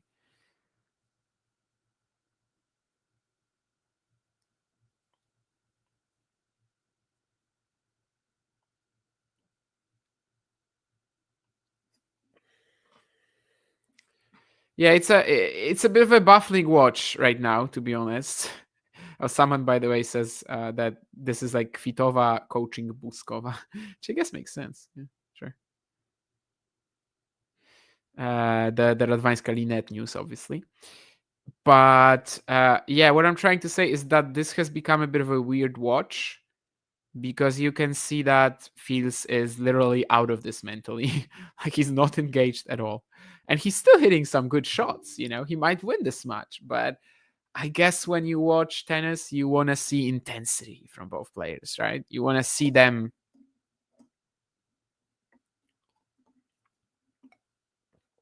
and yeah, he finds an ace. And he's like, yeah, that's more like it, but I don't know. I mean, he's definitely in a weird spot mentally. So now this is all about, can he shake it off? Can he come back to this and just just start playing at 100% once more? Because so far, deciding point now. Just trying to overpress a bit, trying to end the points earlier, and overall looking a little flustered out there. The thing is, you know, Fils has to play Menchik tomorrow if he loses this, right? And looking at how he's handling this, I don't know if I like his chances. But we'll see. First, of course, Fonseca has to get this done. That's insane. Oh, wow. I mean, the no-let rule in full effect. Fils goes for a huge second serve down the tee. And it lands in. It's 217 kilometers and it's off the tape. This is actually something that might kind of get him back in it. I mean, this was so funny. And of course, he has to say sorry to Joao. They both kind of had a bit of a laugh. And I don't know. I would just say that this might be something that helps him get into this a bit, you know, get into the mood. Who knows? Anyway, he takes some tape. He takes the tape that he had on his leg as well off. Talking to his team a bit from the bench, though. Make Damien motivated again. Yeah, he has to do it now. He wore me out pretty good on Estoril Clay. I mean, on the Porto hard court, yes. But by the way, that was not that was not hard court. Trust me, I'm a specialist to cite Daniel Medvedev. You saw Monfils like this once? Monfils plays like this half the time, right? I really don't like the no-let rule. I can see what you mean after this save, to be honest. Like, that was a good example of why it's not a good thing. I would like to speed up the lets sometimes. Like, it's very irritating when the player goes the full route of, preparing again and everything. It is irritating a little bit. But yeah, this one was horrible. I saw Monfils live like that. Okay. All the club kids in Warsaw and Krakow love MDMA. Probably, yeah. Make Damien motivated again. Sure. I mean, yeah, I guess I have to be motivated again. It's 2-1, regardless of his mental state. Fields is there. Like, he can actually win this set. So I guess this still, like, we're still watching tennis. We're still watching points that have a great deal of meaning to them. And who knows? I mean, Fonseca probably is seeing that Fields is a little, like, up and down right now, let's say, in terms of his engagement. So it might also play into his mind and just cause him to make weird decisions himself. And to be honest, the returning from Fields has actually improved since he stopped caring. So, like, yeah, this is another very good return, and he's fairly love up. He's doing some stretches on his legs too. Like, I don't know, are they squats? No, maybe not squats. Let's call them stretches.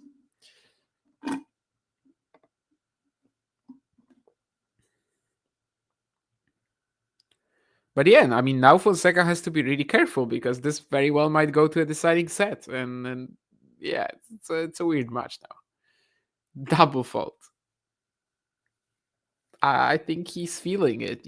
He's just like feeling this that Fizz was there for the taking in the previous game, and because he didn't do it, because he had that weird net court too.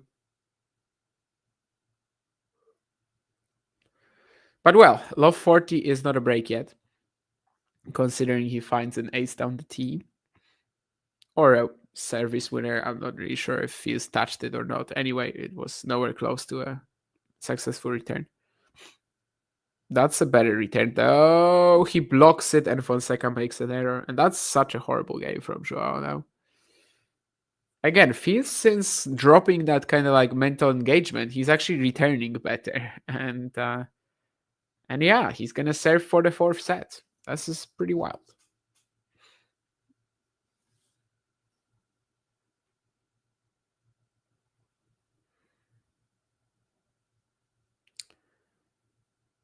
Yeah, I mean, it's quite interesting for sure, that Linette Radwanska thing.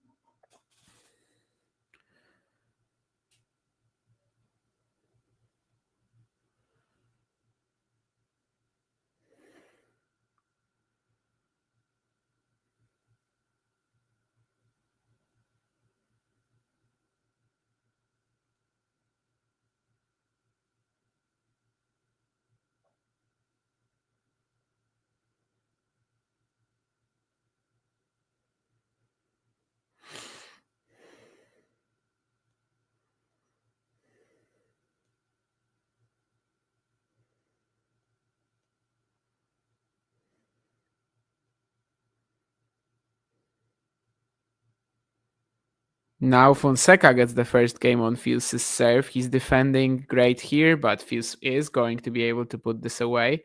So 15-all. Someone asked me basically, like, why would he not want this? I think it's pretty clear that, like, Fields was doubting whether to come or not.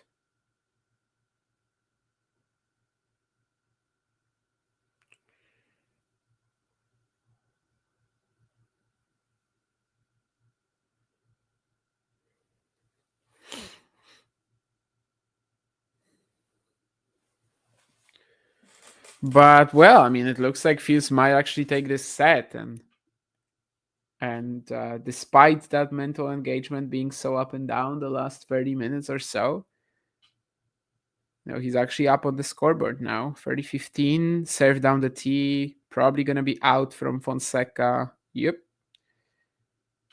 And that deciding point at 1-all just looks so much bigger in hindsight, especially considering what a poor game Joao had just right after it, right? So yeah, 40-15 and 3 set points for Fields in a row. And it's an ace down the tee on the second serve, 215. One more than the first serve. Well, here we go. 5th set. This is a very weird 5-setter. Like it's so much different to that Menchik Tien one. But it is what it is. It's not gonna win much of the day, I think, unless the 5th set tiebreak is gonna be like 2018 or whatever. It basically has to be a Blinkova Rybakina now. But well, 0% second serve points won for Fonseca this set. But I guess he only played like 9-10 points on serve, so it's not a big sample size. Fields' average forehand speed this set, 148. That kind of shows you what I meant, right? He's just like going for the shots now, and it's enough. It's working. It's clicking.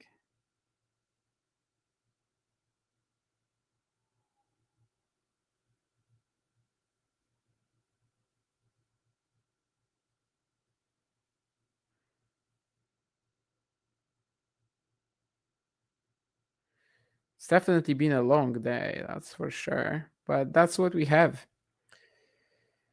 That's what we have in the Next Gen Finals with the format. And now we're going to have to learn who wins the last match in a deciding set as well. We've had 4 sets between Shang and Van Asch, 4 sets between Mikkelsen and Basavaredi, 5 between Menchik and Tien, and now 5 with Fonseca and Fils.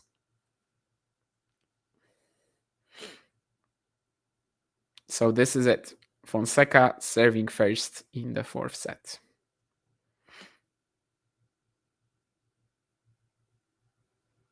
Fils is just going for it. Jesus Christ. Slabs that forehand return again at incredible speed, but he actually misses the drop shot next. But yeah.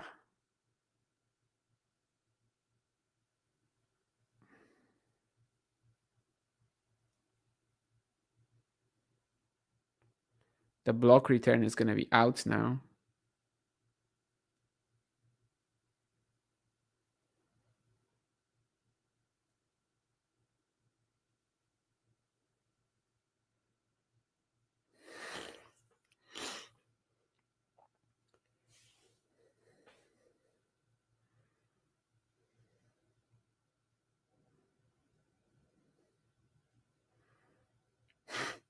Tries to go for another ridiculous pacey forehand. Yeah, I mean, I'm sorry, guys, but indeed, it is a weird watch. In Menchik and Tien, it just was such a much smoother match to commentate on as well, right? Like here, I'm kind of just like, yeah, I don't really know what to say. I mean, Fils is trying to play every forehand 150 an hour, and this game he just missed every single one of them. So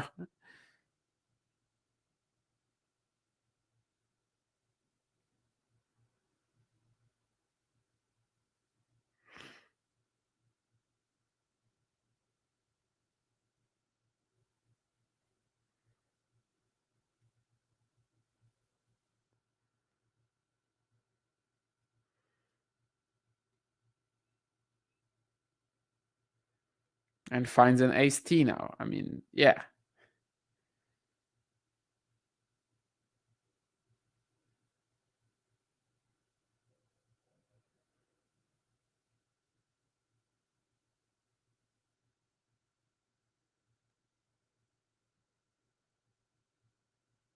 Nice backhand return from Fonseca. Fils stays in the point though with a squash shot.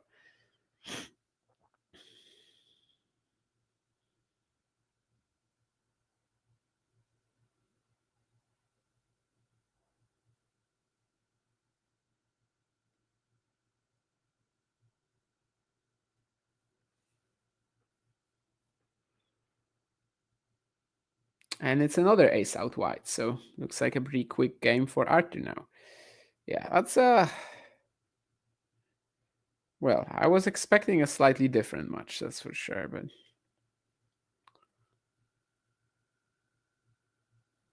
but it is what it is. We have to work with what we have.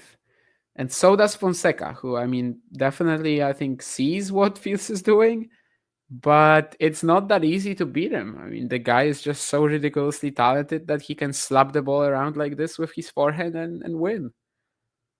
So you still have to play super well. And as I said, I think return quality has actually increased for Fields since he kind of, stopped caring, if you may. Of course, he still cares, but, just started going on that a bit of a mental walkabout.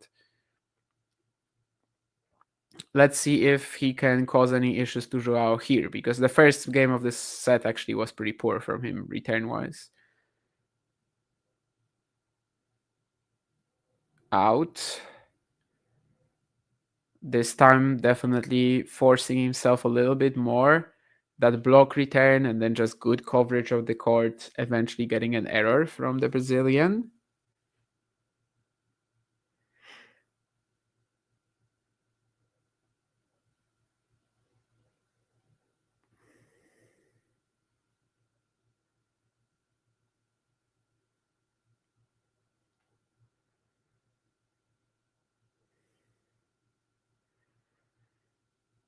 Oh, wow. What a point. I mean, this could have been a ridiculous forehand pass from Fields. And maybe even match winning, love 30 love here for him on return. I can't believe he even made this, but yeah, great volley from Fonseca. Still two more shots actually in this point, but the last one was just, pretty easy for Joao. Just had to play it in the court. But yeah, this was lovely. And Fields has to applaud that as well. And obviously no issues with Fields' motivation here, right? I mean, he actually was really pretty desperate to win this point. You could see it, Maybe he has kind of like shook it off by now. Shaken it off.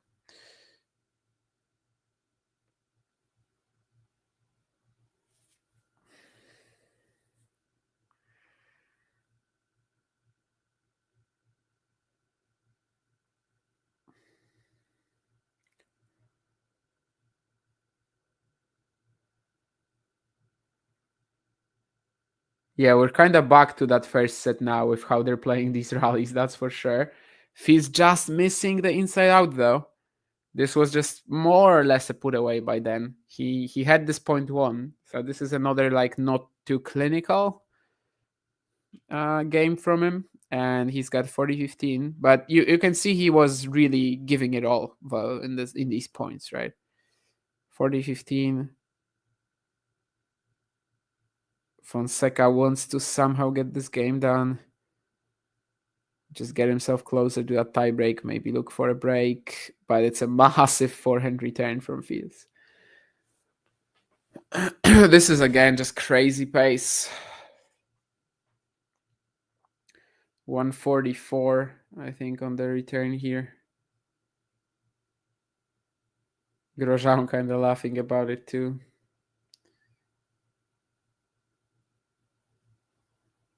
Not much time to even add that sort of pace to it.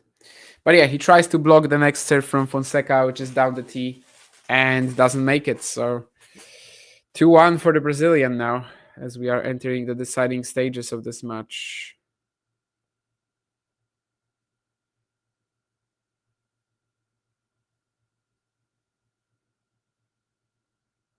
Make Italy love forehands, wow.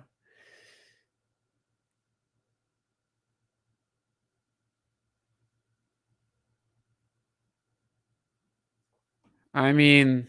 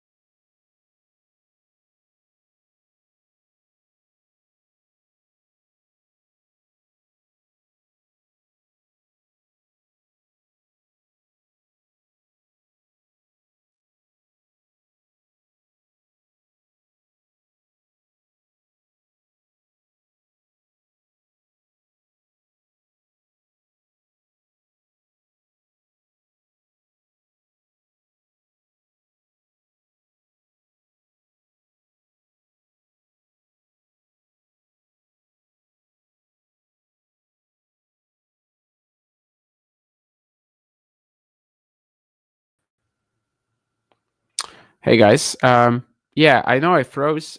Maybe it's something actually with StreamYard because John also did, I guess, or did he not? I don't know. Anyway, never mind. My stream was like on the entire time, so that's why I'm kind of confused. Oh wow, that's a he just clamps this into the net fields. Was it just on my screen, or did the entire kind of thing, like the scoreboard, also disappear and everything? Maybe it was just on my screen. Anyway, weird because the stream never did. Whatever, we're back. Don't worry. 1-2, love 15. Feels with that clamp into the net a second ago. Well, of course, we're just like one game away from this totally falling apart. For no way. You're saying he made this? Oh my. Okay. This was right on the line. I thought this was surely out. I thought he was surely low 30 here. So I wanted to say you lucky boy for a second, but no. I mean, it's bang on the line. I can't call this luck. But yeah, I thought this was out. That's a sick passing shot from Fonseca now. If he's approaching the net, definitely like, not too... Well, I mean, it was, let's say, a little optimistic from Fields to go after this shot, but also most of the time your opponent isn't going to hit a pass like this. So that's okay.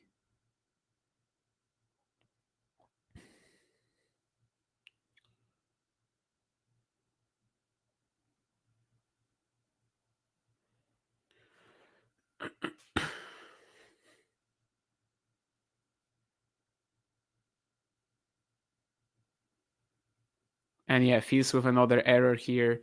1540, he's back to kind of just like strolling between the points. And well, 3 breakpoints for Fonseca, and if he wins this, he's gonna hold.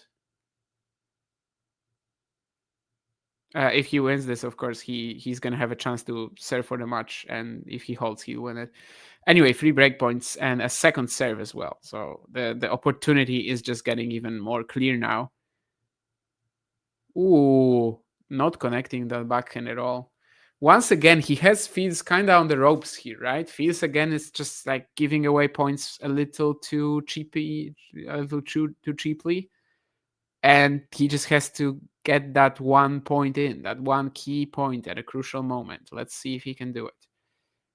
Well, second serve again, so the opportunities are there. He attacks the return a bit. He's on the run, but he should be more or less in the point. And he was actually too quick on that ball. So 2 breakpoints saved already, and just one more for Fields. This will be such a missed opportunity if Fonseca doesn't win this match, because Fields is, he's there for the taking today. I mean, it's clear that he has real issues with himself at the moment in terms of just, knowing that he kind of like was wondering whether he was gonna play this and everything, and well, another second serve. So this is 3 second serves in a row on breakpoints that could allow Fonseca to serve for it. It really doesn't get more clear than this. Let's see. Forehand slice from Fields. It's a nice angle for Fonseca, but still nothing obvious. Backhand line, backhand cross court, beautiful combination. Fields was really just like going for these squash shots, defensive shots.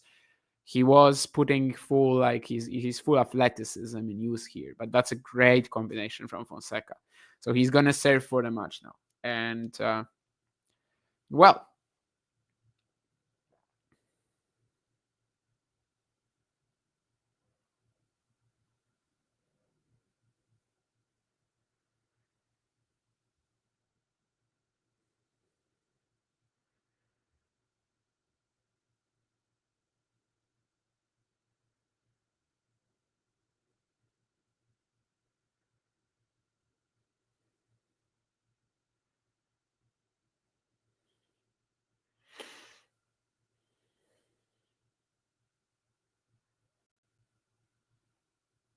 yeah, Fields just trying to slap another forehand line, so it's now 3 points away for Joao.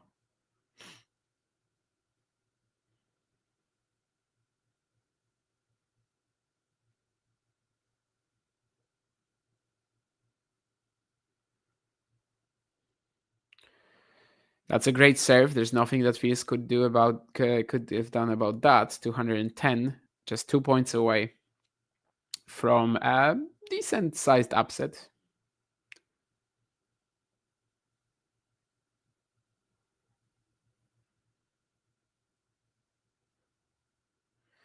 And this is more good serving from him. So he's going to have 4 match points now.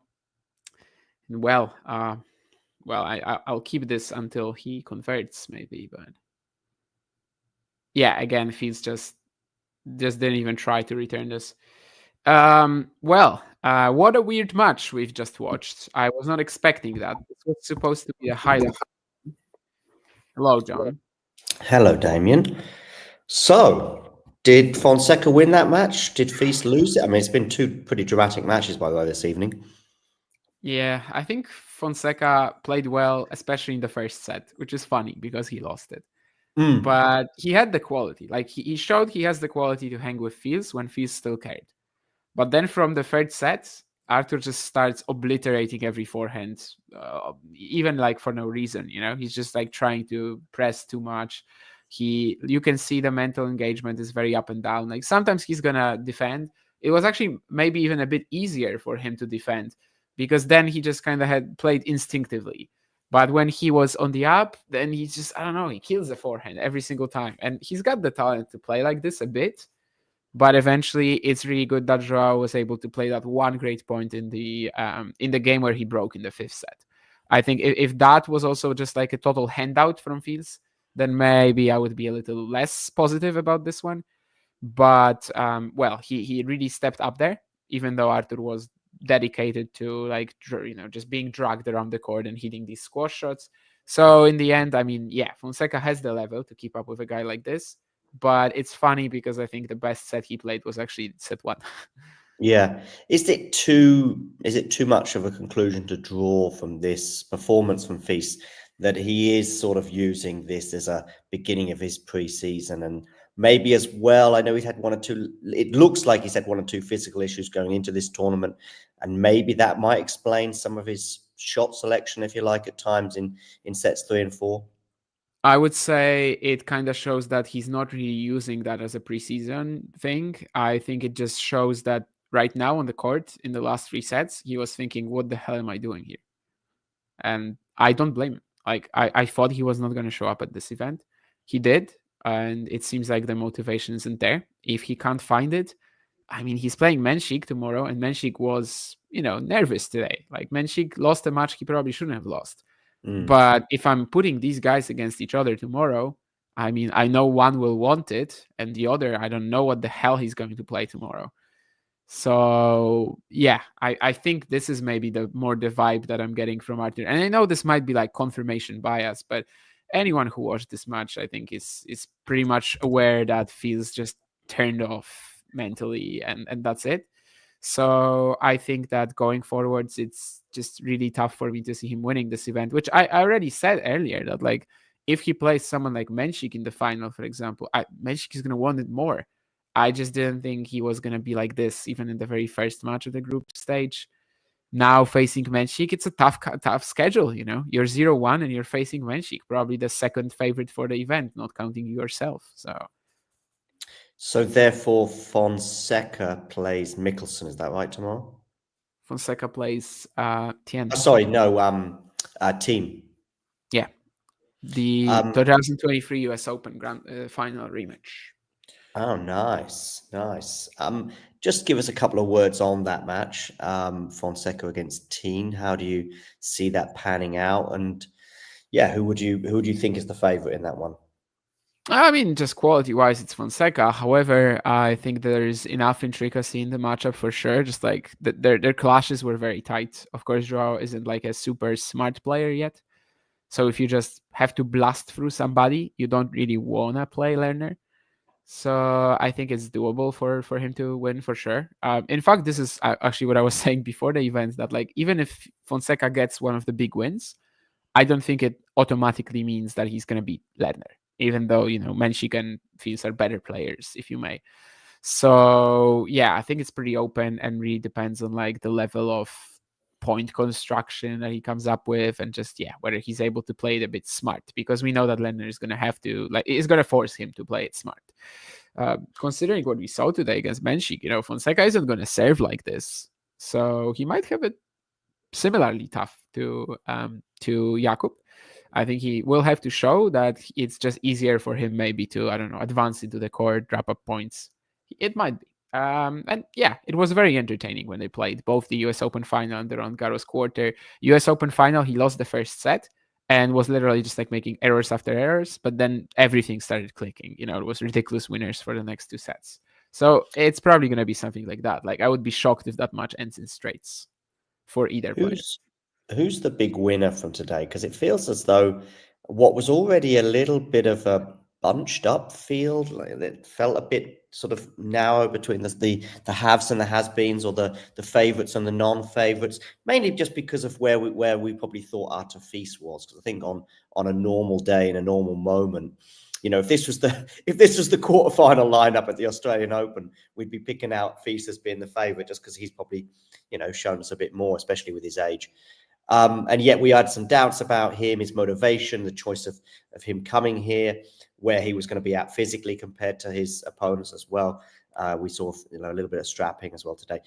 But with him also still being the most senior of the bunch, Mensik maybe being the most progressed of all the youngsters here, and yet those two have both lost today, I'm kind of confused as to, I wonder what the bookies are saying in terms of who's the most likely to win this tournament right now. Yeah, I mean, the loser of Menchik Fils, in 95% of the scenarios, they don't get out of groups, right? Right. So that's kind of, I think, where the bookies would be, that if Menchik wins tomorrow, he's still the tournament favorite. I think that's true. But he also would have to face Fonseca in the third match. That doesn't have to be easy. Maybe Joao loses to Lerner, for example, and then also they're both in a die or live or die scenario. So I've got absolutely no idea. I think definitely one of the winners today was Luka Van Asch. Mikkelsen now looks like a clear front runner in that group because he was able to defeat Nishas,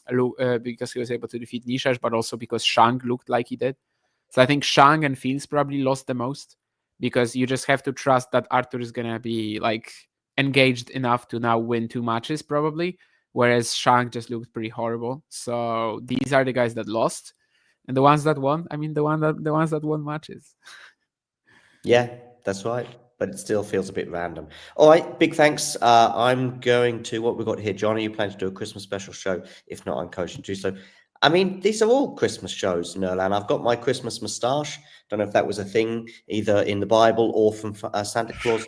I know he has a beard, but maybe at times he has had the moustache. Maybe he has the moustache for 11 and a half months of the year, and then he just appears with a full-on beard for this moment. I believe that we have had the full house of Nerlan, Jake, and Ghosty in the live chat, possibly at the same time, because I see Ghosty wrote in the live chat about a minute ago. So the big three have joined us one way or another. We had a poll about Nerlan during the previous stream. So Nerlan, do check out that one, because there was 30 or more than 30 votes in there, Nerlan, but I don't know if more than 30 people actually are familiar with you, but maybe they are, or maybe the ones that weren't were just guessing. All right, but that does bring this to a close.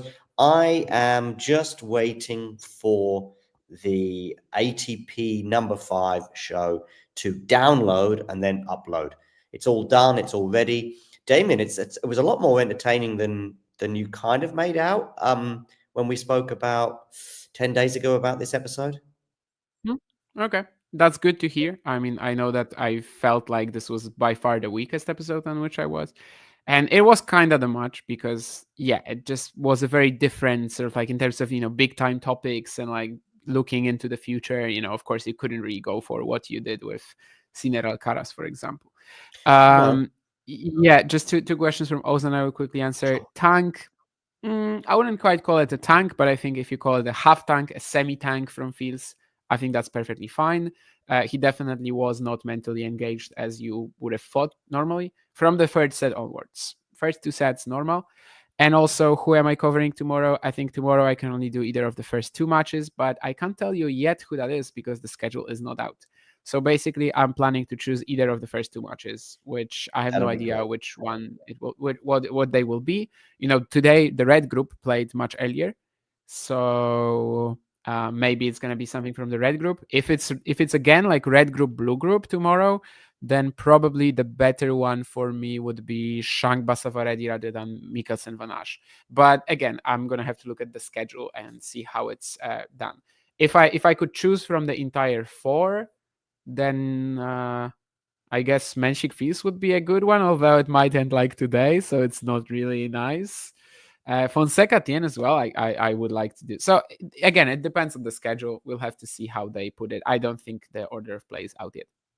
The intrigue remains on that group, doesn't it, in a way? I mean, maybe if Fils and Mensik had won their matches today, it might have, made us look a little bit elsewhere. But because they both lost, it's kind of added to the intrigue for the next two or the next round of matches. The red group seemed like very clear. I mean, in the red group, it seemed very clear that this was going to be a bit of a mess and that maybe everybody wins at least a match. Whereas in this one, yeah, I mean, we had two tournament favorites, right? So even if they had strong contenders next to them, they were the tournament favorites, and they were supposed to play in that match, for who gets to go 2-0 up, not for who gets to go 1-1. So yeah, it's gonna be a mess.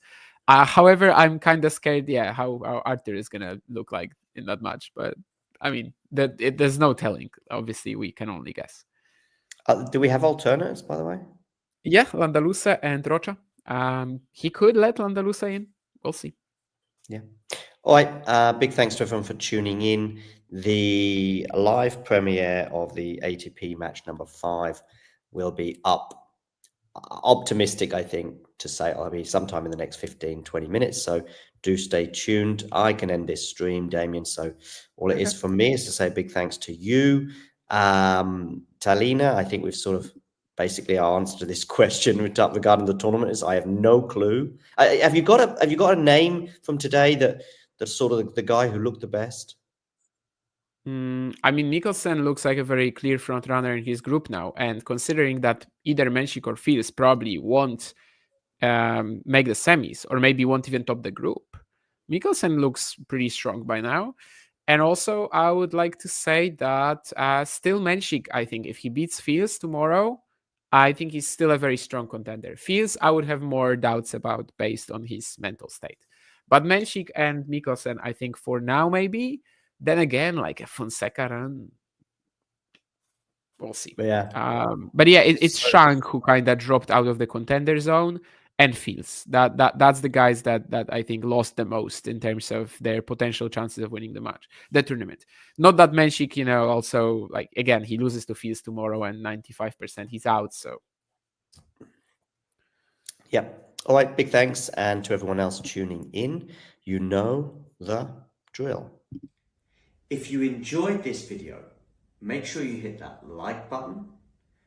Don't forget to subscribe and click that notification bell so you don't miss out on all things tennis.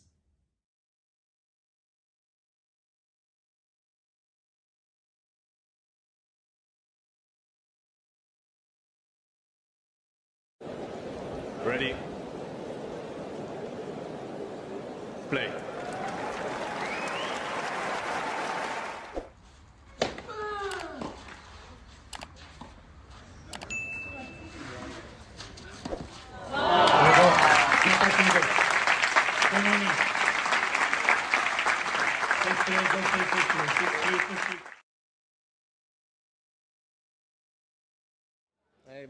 Thank you, Fabio. So, Fabio, listen, you got it.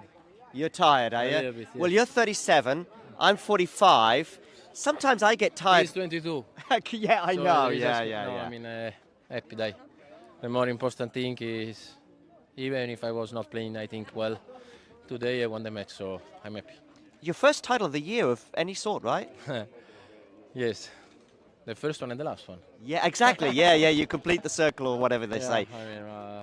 I mean, I know there's the sport. I mean, I'm still competing, and I mean, I'm really, well, thankful, let's say, because I have the opportunity to play with this great guy that I'm growing up really fast. They run everywhere they play really good shots. So I'm happy about my performance, happy, of course, about winning this tournament.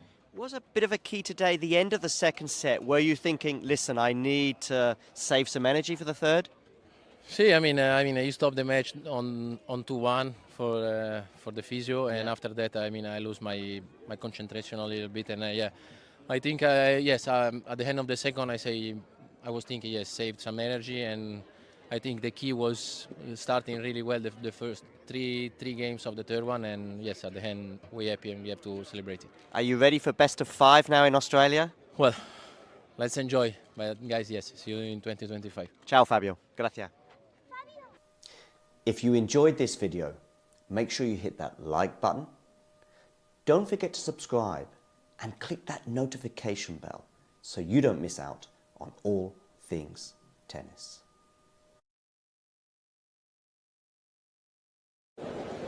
Ready? Play. Anyway, crystal ball. How does Fonseca's 2025 look? Well, it would be a big disappointment if he didn't break the top 100. I think at first he might actually fall a bit in the rankings because he has that Rio quarter to defend. He has Bucharest to defend. I think he's going to be playing like a more... I don't think he's going to be playing the most clay-heavy schedule. I think he'll be mixing it up. But generally speaking, yeah, I mean, top 100 definitely. Let's say an ATP semi somewhere. Maybe the kind of season that gets you to like 60, 55 in the rankings, like Shang this year or something like that. I know it's not maybe necessarily the boldest. It's not the most like out there prediction, but I'm trying to be a realist about it. I think there's still lots to learn. And time and time again, we're seeing that. But I don't know. I kind of like what he's doing right now, you know, playing Europe, playing these indoor hard events, not really like seeking cheap points in events he could be winning. Well, could be winning more matches in, but really seemingly just looking forward into the future. I don't know. It's of course still very unclear whether like when he gets to the top, he will be more like a inconsistent player like Shelton or just develops into an efficiency beast like Sinner. Many things can happen, but yeah, I mean, top 100 at least. And after that, anything will be fine. Anything will be a bonus, I think. Do you see the wheels coming off in a way, you know, in a sort of Holger Rune-esque manner, albeit much further down the rankings, and he never, or at least for the next couple of years, doesn't reach the potential that many of us think he has? I mean, certainly a possibility if you have a game that's this hit or miss. I think it's just something we don't really know or estimate at the moment. But yeah, I would say that it's a possibility when you have a game like this. It's basically a question of like how good can you develop your return skills, especially. Seems like that's usually the deal breaker between like players who can get to the elite level and players who can just stay there for ages. So I think it's all in the nurture aspect now rather than the nature aspect. You know, in the nature aspect, he's got like 10 out of 10. In the nurture, it's getting there, and we'll see how far along he will be by next year. What's his biggest weakness right now? Return skills, handling big weight of shot coming at him as well. Like, you know, just the fact that when he's rushed, the ground strokes, they are suffering. And yeah, return for sure. Inexperience as well, in the sense that, yeah, he's just playing a bit too mindlessly a lot of the time. Someone like Choinski last week, you know, he really shouldn't be losing matches like this, I guess. That's twice this year, right? He's lost to him, of course, in the first but Story was a bit of a different case, I guess. Yeah. Which challenge? He wasn't this far along. It was on a surface that suits Choinski's game more. If you enjoyed this video, make sure you hit that like button. Don't forget to subscribe and click that notification bell so you don't miss out on all things tennis. The question that appears a couple of times maybe during the book is sort of, maybe even more, how long are you going to give this? It's a theme that sort of Yeah, it's something that, and it's different to how long you're going to give this when you're Roger or Rafa or Novak. That's like much longer you're going to be winning Grand Slams for is kind of their sort of barometer. But for basically probably from the day you turn pro to the day you stop being a pro, this question for 99% of the tour is there or thereabouts, because it's almost like just somebody who's constantly at university rather than somebody who's made it and now you're beginning your career. It's sort of someone, how much more am I going to invest my time and potentially money as well into this pursuit? And the pursuit really, I guess, is the top 100, because that's sort of gold at the rainbow moment for a lot of players in terms of you're making the main draw at slams, you're probably making a decent living by now, and so on and so forth. But that is a constant theme, isn't it, Connor? Yeah, I think that's a great analogy, that you're like constantly at university, or maybe an even better way of describing it is that it's like a constant apprenticeship. That you're never and you never quite get the get to the very top, and so you could be 27, 28, but you're 140, 150 in the world, which is incredibly difficult to get to that level, but you still feel like you haven't made it, and you might be number 1 or 2 in your country, even in a big country, a major European country, you could be ranked 6 or 7, but you're outside the top 100, and people are sort of saying, well, you're not making any money. When are you gonna, pack this in, off gallivanting around the world? So I had a sponsor for a little while, but I talk about that in the book, that it felt more like a charity than a sponsorship, because I wasn't wearing his brand or promoting it in any way. So you're in this weird between things world when you're a pro tennis player outside the top 100. You feel like you're a semi-pro, and that is frustrating because you're really, really high level, and that's the difficult thing.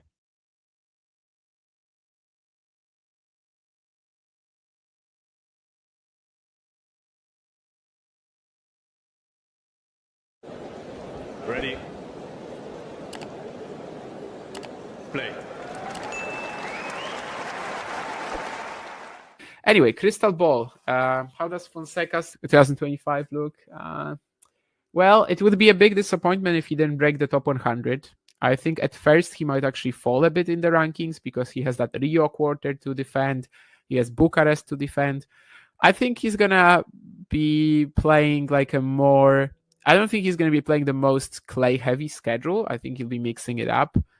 But generally speaking, top 100 definitely. Let's say an ATP semi somewhere. Maybe the kind of season that gets you to 60, 55 in the rankings, like Shang this year or something like that. I know it's not maybe necessarily the boldest. It's not the most out there prediction, but I'm trying to be a realist about it. I think there's still lots to learn. And time and time again, we're seeing that.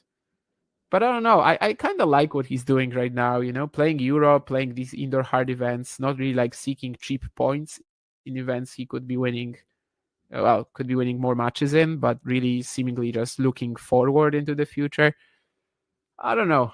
It's of course still very unclear whether when he gets to the top, he will be more like a inconsistent player like Shelton, or just develops into an efficiency beast like Sinner. Many things can happen, but yeah, top 100 at least, and after that, anything will be fine. Anything will be a bonus, I think. Do you see the wheels coming off in a way, in a sort of Holger Rune-esque manner, albeit much further down the rankings, and he never, or at least for the next couple of years, doesn't reach the potential that many of us think he has? Certainly a possibility if you have a game that's this hit or miss. I think it's just something we don't really know or estimate at the moment. But yeah, I would say that it's a possibility when you have a game like this. It's basically a question of how good can you develop your return skills, especially. Seems like that's usually the deal breaker between players who can get to the elite level and players who can just stay there for ages. So I think it's all in the nurture aspect now rather than the nature aspect. You know, in the nature aspect, he's got like 10 out of 10. In the nurture, it's getting there, and we'll see how far along he will be by next year. What's his biggest weakness right now? Return skills, handling big weight of shot coming at him as well. Like, you know, just the fact that when he's rushed, the ground strokes, they are suffering. And yeah, return for sure. Inexperience as well, in the sense that he's just playing a bit too mindlessly a lot of the time. Someone like Choinski last week, you know, he really shouldn't be losing matches like this, I guess. That's twice this year, right? He's lost to him, of course, in the but first Story was a bit of a different case, I guess. Yeah. Which challenge? He wasn't this far along. It was on a surface that suits Choinski's game more. If you enjoyed this video, make sure you hit that like button. Don't forget to subscribe and click that notification bell so you don't miss out on all things tennis.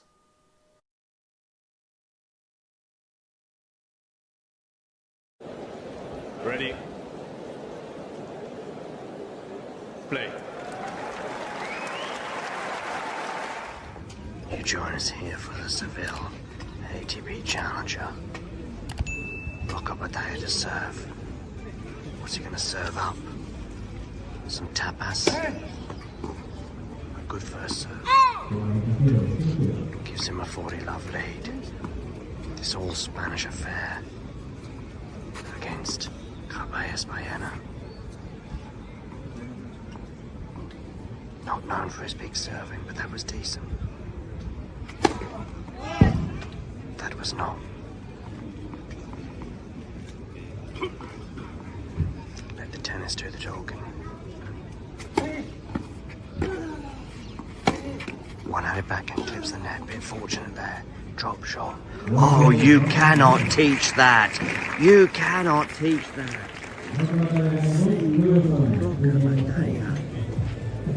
Takes a 2-1 lead. If you enjoyed this video, make sure you hit that like button. Don't forget to subscribe and click that notification bell so you don't miss out on all things.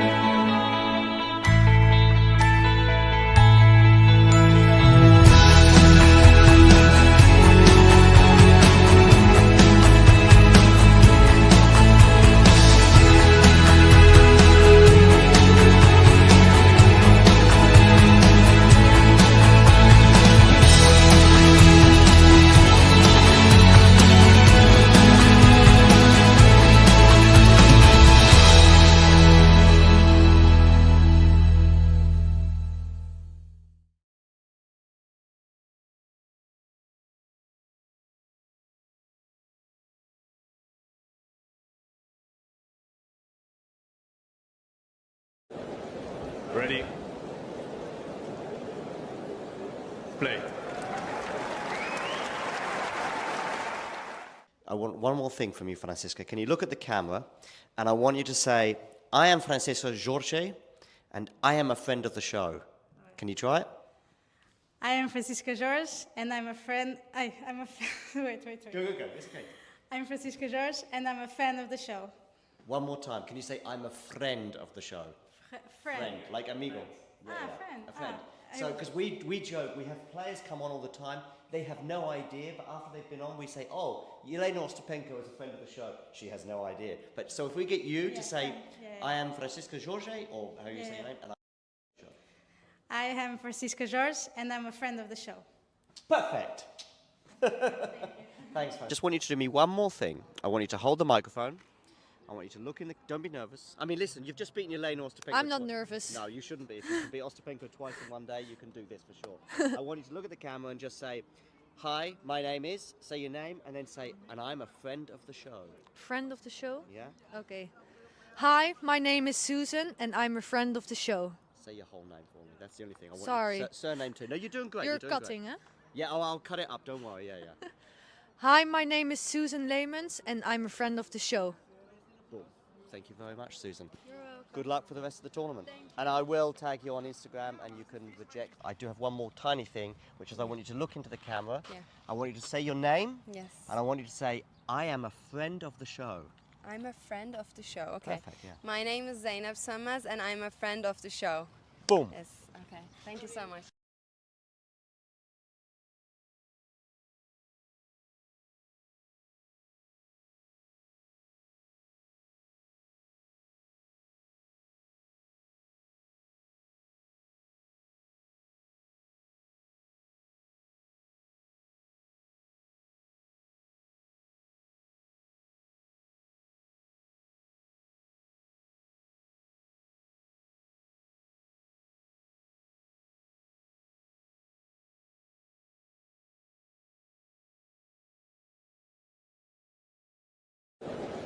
Ready? Play. Anyway, crystal ball. How does Fonseca's 2025 look? Well, it would be a big disappointment if he didn't break the top 100.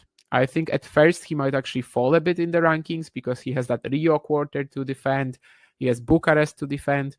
I think he's going to be playing like a more... I don't think he's going to be playing the most clay-heavy schedule. I think he'll be mixing it up. But generally speaking, yeah, I mean, top 100 definitely. Let's say an ATP semi somewhere. Maybe the kind of season that gets you to like 60, 55 in the rankings, like Shang this year or something like that. I know it's not maybe necessarily the boldest. It's not the most like out there prediction. But I'm trying to be a realist about it. I think there's still lots to learn. And time and time again, we're seeing that. But I don't know. I kind of like what he's doing right now, you know, playing Europe, playing these indoor hard events, not really like seeking cheap points in events he could be winning. Well, could be winning more matches in, but really seemingly just looking forward into the future. I don't know. It's of course still very unclear whether like when he gets to the top, he will be more like a inconsistent player like Shelton or just develops into an efficiency beast like Sinner. Many things can happen, but yeah, I mean top 100 at least, and after that anything will be fine. Anything will be a bonus, I think. Do you see the wheels coming off in a way, you know, in a sort of Holger Rune-esque manner, albeit much further down the rankings, and he never, or at least for the next couple of years, doesn't reach the potential that many of us think he has? I mean, certainly a possibility if you have a game that's this hit or miss. I think it's just something we don't really know or estimate at the moment. But yeah, I would say that it's a possibility when you have a game like this. It's basically a question of like how good can you develop your return skills, especially. Seems like that's usually the deal breaker between like players who can get to the elite level and players who can just stay there for ages. So I think it's all in the nurture aspect now rather than the nature aspect. You know, in the nature aspect, he's got like 10 out of 10. In the nurture, it's getting there, and we'll see how far along he will be by next year. What's his biggest weakness right now?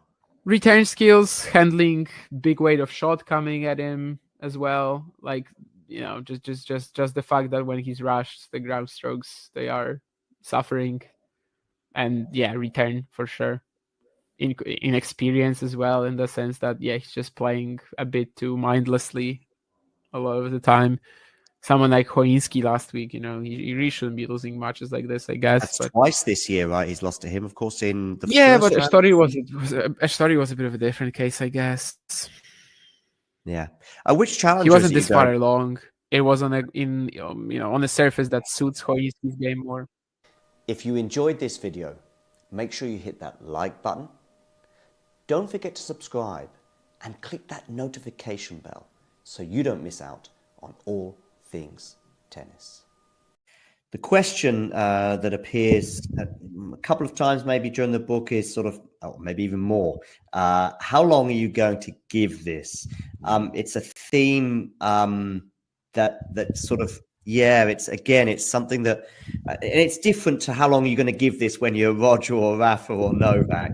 That's like much longer are you going to be winning Grand Slams for is kind of their sort of barometer. But for basically probably from the day you turn pro to the day you stop being a pro, this question for 99% of the tour is there or thereabouts, because it's almost like just somebody who's constantly at university rather than somebody who's made it and now you're beginning your career. It's sort of someone, how much more am I going to invest my time and potentially money as well into this pursuit? And the pursuit really, I guess, is the top 100, because that's sort of gold at the rainbow moment for a lot of players in terms of you're making the main draw at slams, you're probably making a decent living by now, and so on and so forth. That is a constant theme, isn't it, Connor? Yeah, I think that's a great analogy, that you're like constantly at university, or maybe an even better way of describing it is that it's like a constant apprenticeship. That you're never and you never quite get the get to the very top, and so you could be 27, 28, but you're 140, 150 in the world, which is incredibly difficult to get to that level, but you still feel like you haven't made it, and you might be number 1 or 2 in your country, even in a big country, a major European country, you could be ranked 6 or 7, but you're outside the top 100, and people are sort of saying, well, you're not making any money. When are you gonna, pack this in, off gallivanting around the world?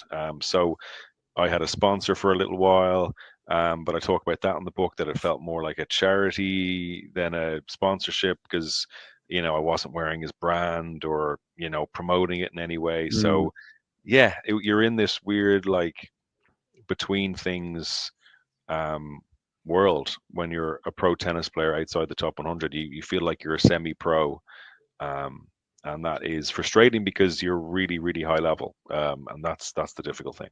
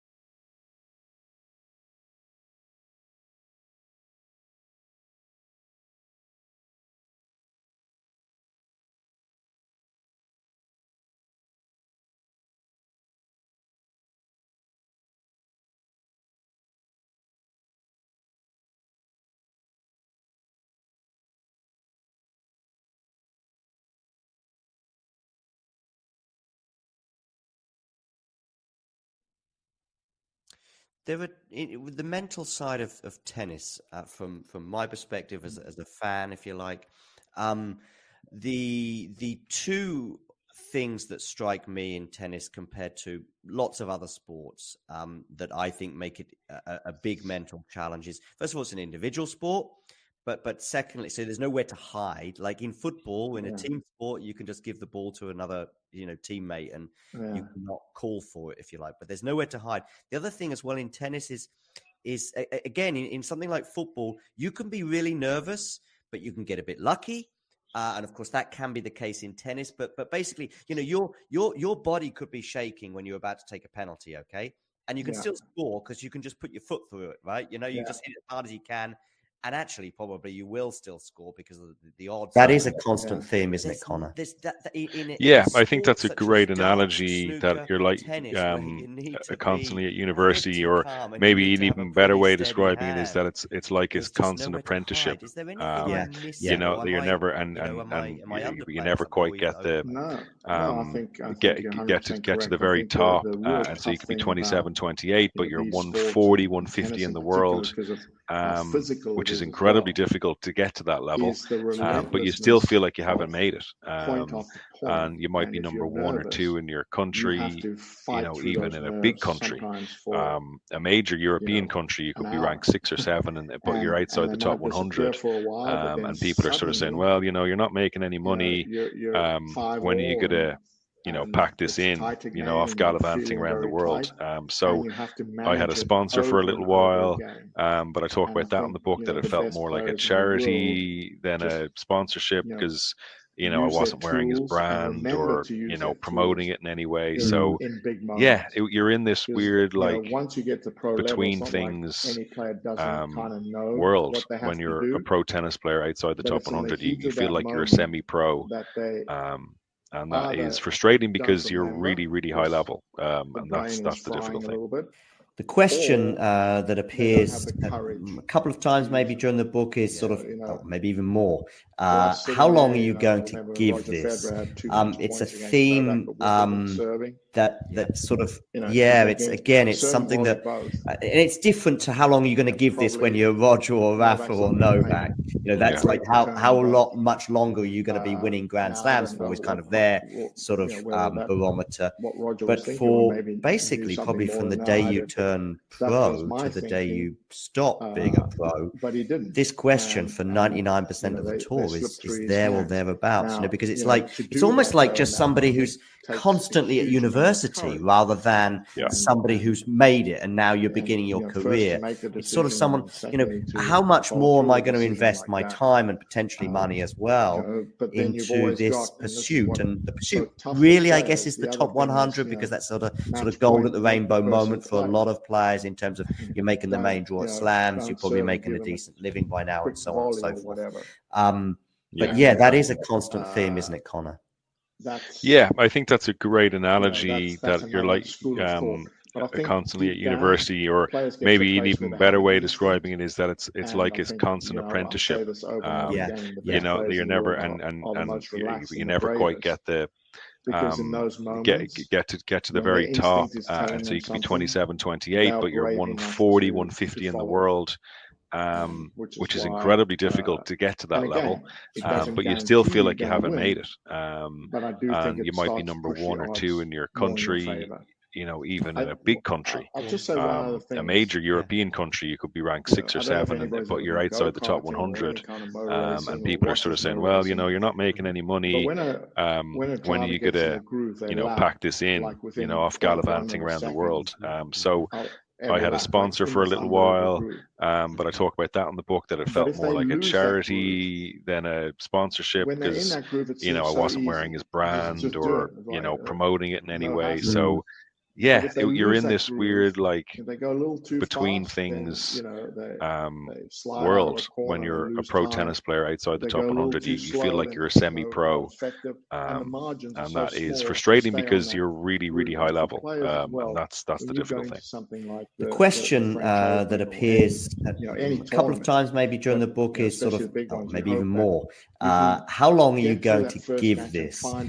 It's a theme that sort of, then that gives you yeah, your it's best again, it's chances of something winning that, because and it's different to then how long most you're going to stuff give is this when happening you're Roger or automatically, Rafa or which is the Novak. most effective. You know, that's like much longer are you going to be winning Grand has a Slams problem for and is they kind of start to their think on the sort court. of barometer. And But for basically probably from the day you automatic turn is pro to the fastest day and you easiest stop because being you a know how to pro, do things. this And it's not question like for you 99% of the you tour don't is registering. there I'll or say when you're thereabouts, you know, playing because very it's like, well, it's almost you like just are somebody aware of who's everything, constantly at but nothing university distracts rather you. than somebody But who's then made it and now you're beginning your when you career. start to It's sort of think, someone, you know, how your much thoughts more am I start to going to distract invest my time and and potentially that's money as very well difficult to into manage. this And if you can pursuit? And the learn how to pursuit manage that and really, get I guess, yourself is the back top and improve 100 because a that's little faster sort of gold at the rainbow moment for a other lot of players, players in terms of you're making the main draw at slams, you're that's probably making a obviously, decent living you by know, now, and so on and so forth. helps with ranking But and yeah, that that's is a why constant certain theme, isn't it, players, Connor? you know, are more consistent Yeah, than I think others that's a great because they tend to analogy that manage you're that like better. constantly at I hope that university, makes or sense anyway. maybe an Does. even better No, it way of definitely describing does. it is that it's like a constant apprenticeship. Yeah, the You mental know, that you're side never of tennis, you from never my quite get perspective the as a fan, if you like, get to the very top, the and so you could be two 27, 28, things but that you're strike me in 140, tennis 150 in the compared to world, lots of other sports, which is that incredibly I think difficult make to it get to that a level. big mental But you challenge is, still feel first of all, like you it's an haven't made individual it. sport, but And you secondly, might so be there's number nowhere to one or two in hide. your Like in country, football, in a team you know, sport, you even can in a just give big the ball to country. another, A teammate major European and country, you not could be call ranked for 6 it, or 7, but there's but nowhere to you're hide. outside the The top other thing as well 100. in tennis And people are sort of saying, well, again, you know, in you're not something like making any football, money. you can be really When are nervous, you gonna, but you can get a bit you know, pack lucky, this in, and you of know, course off that can be the gallivanting case around in the tennis. world. But basically, So you know, I had a your sponsor for a body could little be while, shaking when you're about to take but a I talk penalty, about that in the okay? book, that it And you can felt still more like a score because you can just put your charity foot than through it, a right? You know, you just sponsorship, hit as hard as because, you can, you know, I and wasn't actually wearing his probably you will brand still or, score you because know, of the promoting it in odds any on way. that. So But there's yeah, there's you're in that this in weird, a like, sport such as darts, between snooker, things tennis, where you need to be world. When you're a pretty pro calm tennis and you player need to have outside a the top pretty 100, steady you feel like hand. you're a There's semi-pro, just nowhere to hide. Is there and anything that I'm is missing, frustrating or because you're you really, know, really high am I level, underplaying and something, or even that's the difficult thing. No, I think you're 100% correct. I think the real tough thing about, you know, these sports and tennis in particular, because of how physical it is as well, is the relentlessness of point after point. And if you're nervous, you have to fight through those nerves sometimes for, you know, an hour. and they might disappear for a while, but then suddenly, you know, you're 5-all and it's tight again and you're feeling very tight and you have to manage it over and over again. And I think, you know, the best players in the world just, you know, use their tools and remember to use their tools in big moments. Because, you know, once you get to pro level, it's not like any player doesn't kind of know what they have to do, but it's in the heat of that moment that they either don't remember because the brain is frying a little bit, or they don't have the courage to use them. Yeah. So, you know, for us sitting there, you know, I remember when Roger Federer had 2 match points against Novak at Wimbledon serving. Yeah. You know, you're thinking serve and volley both. Okay. Yeah, probably Novak's not going to make a great return on both. Mm-hmm. Now I don't know what you know, whether that what Roger was thinking, or maybe knew something more than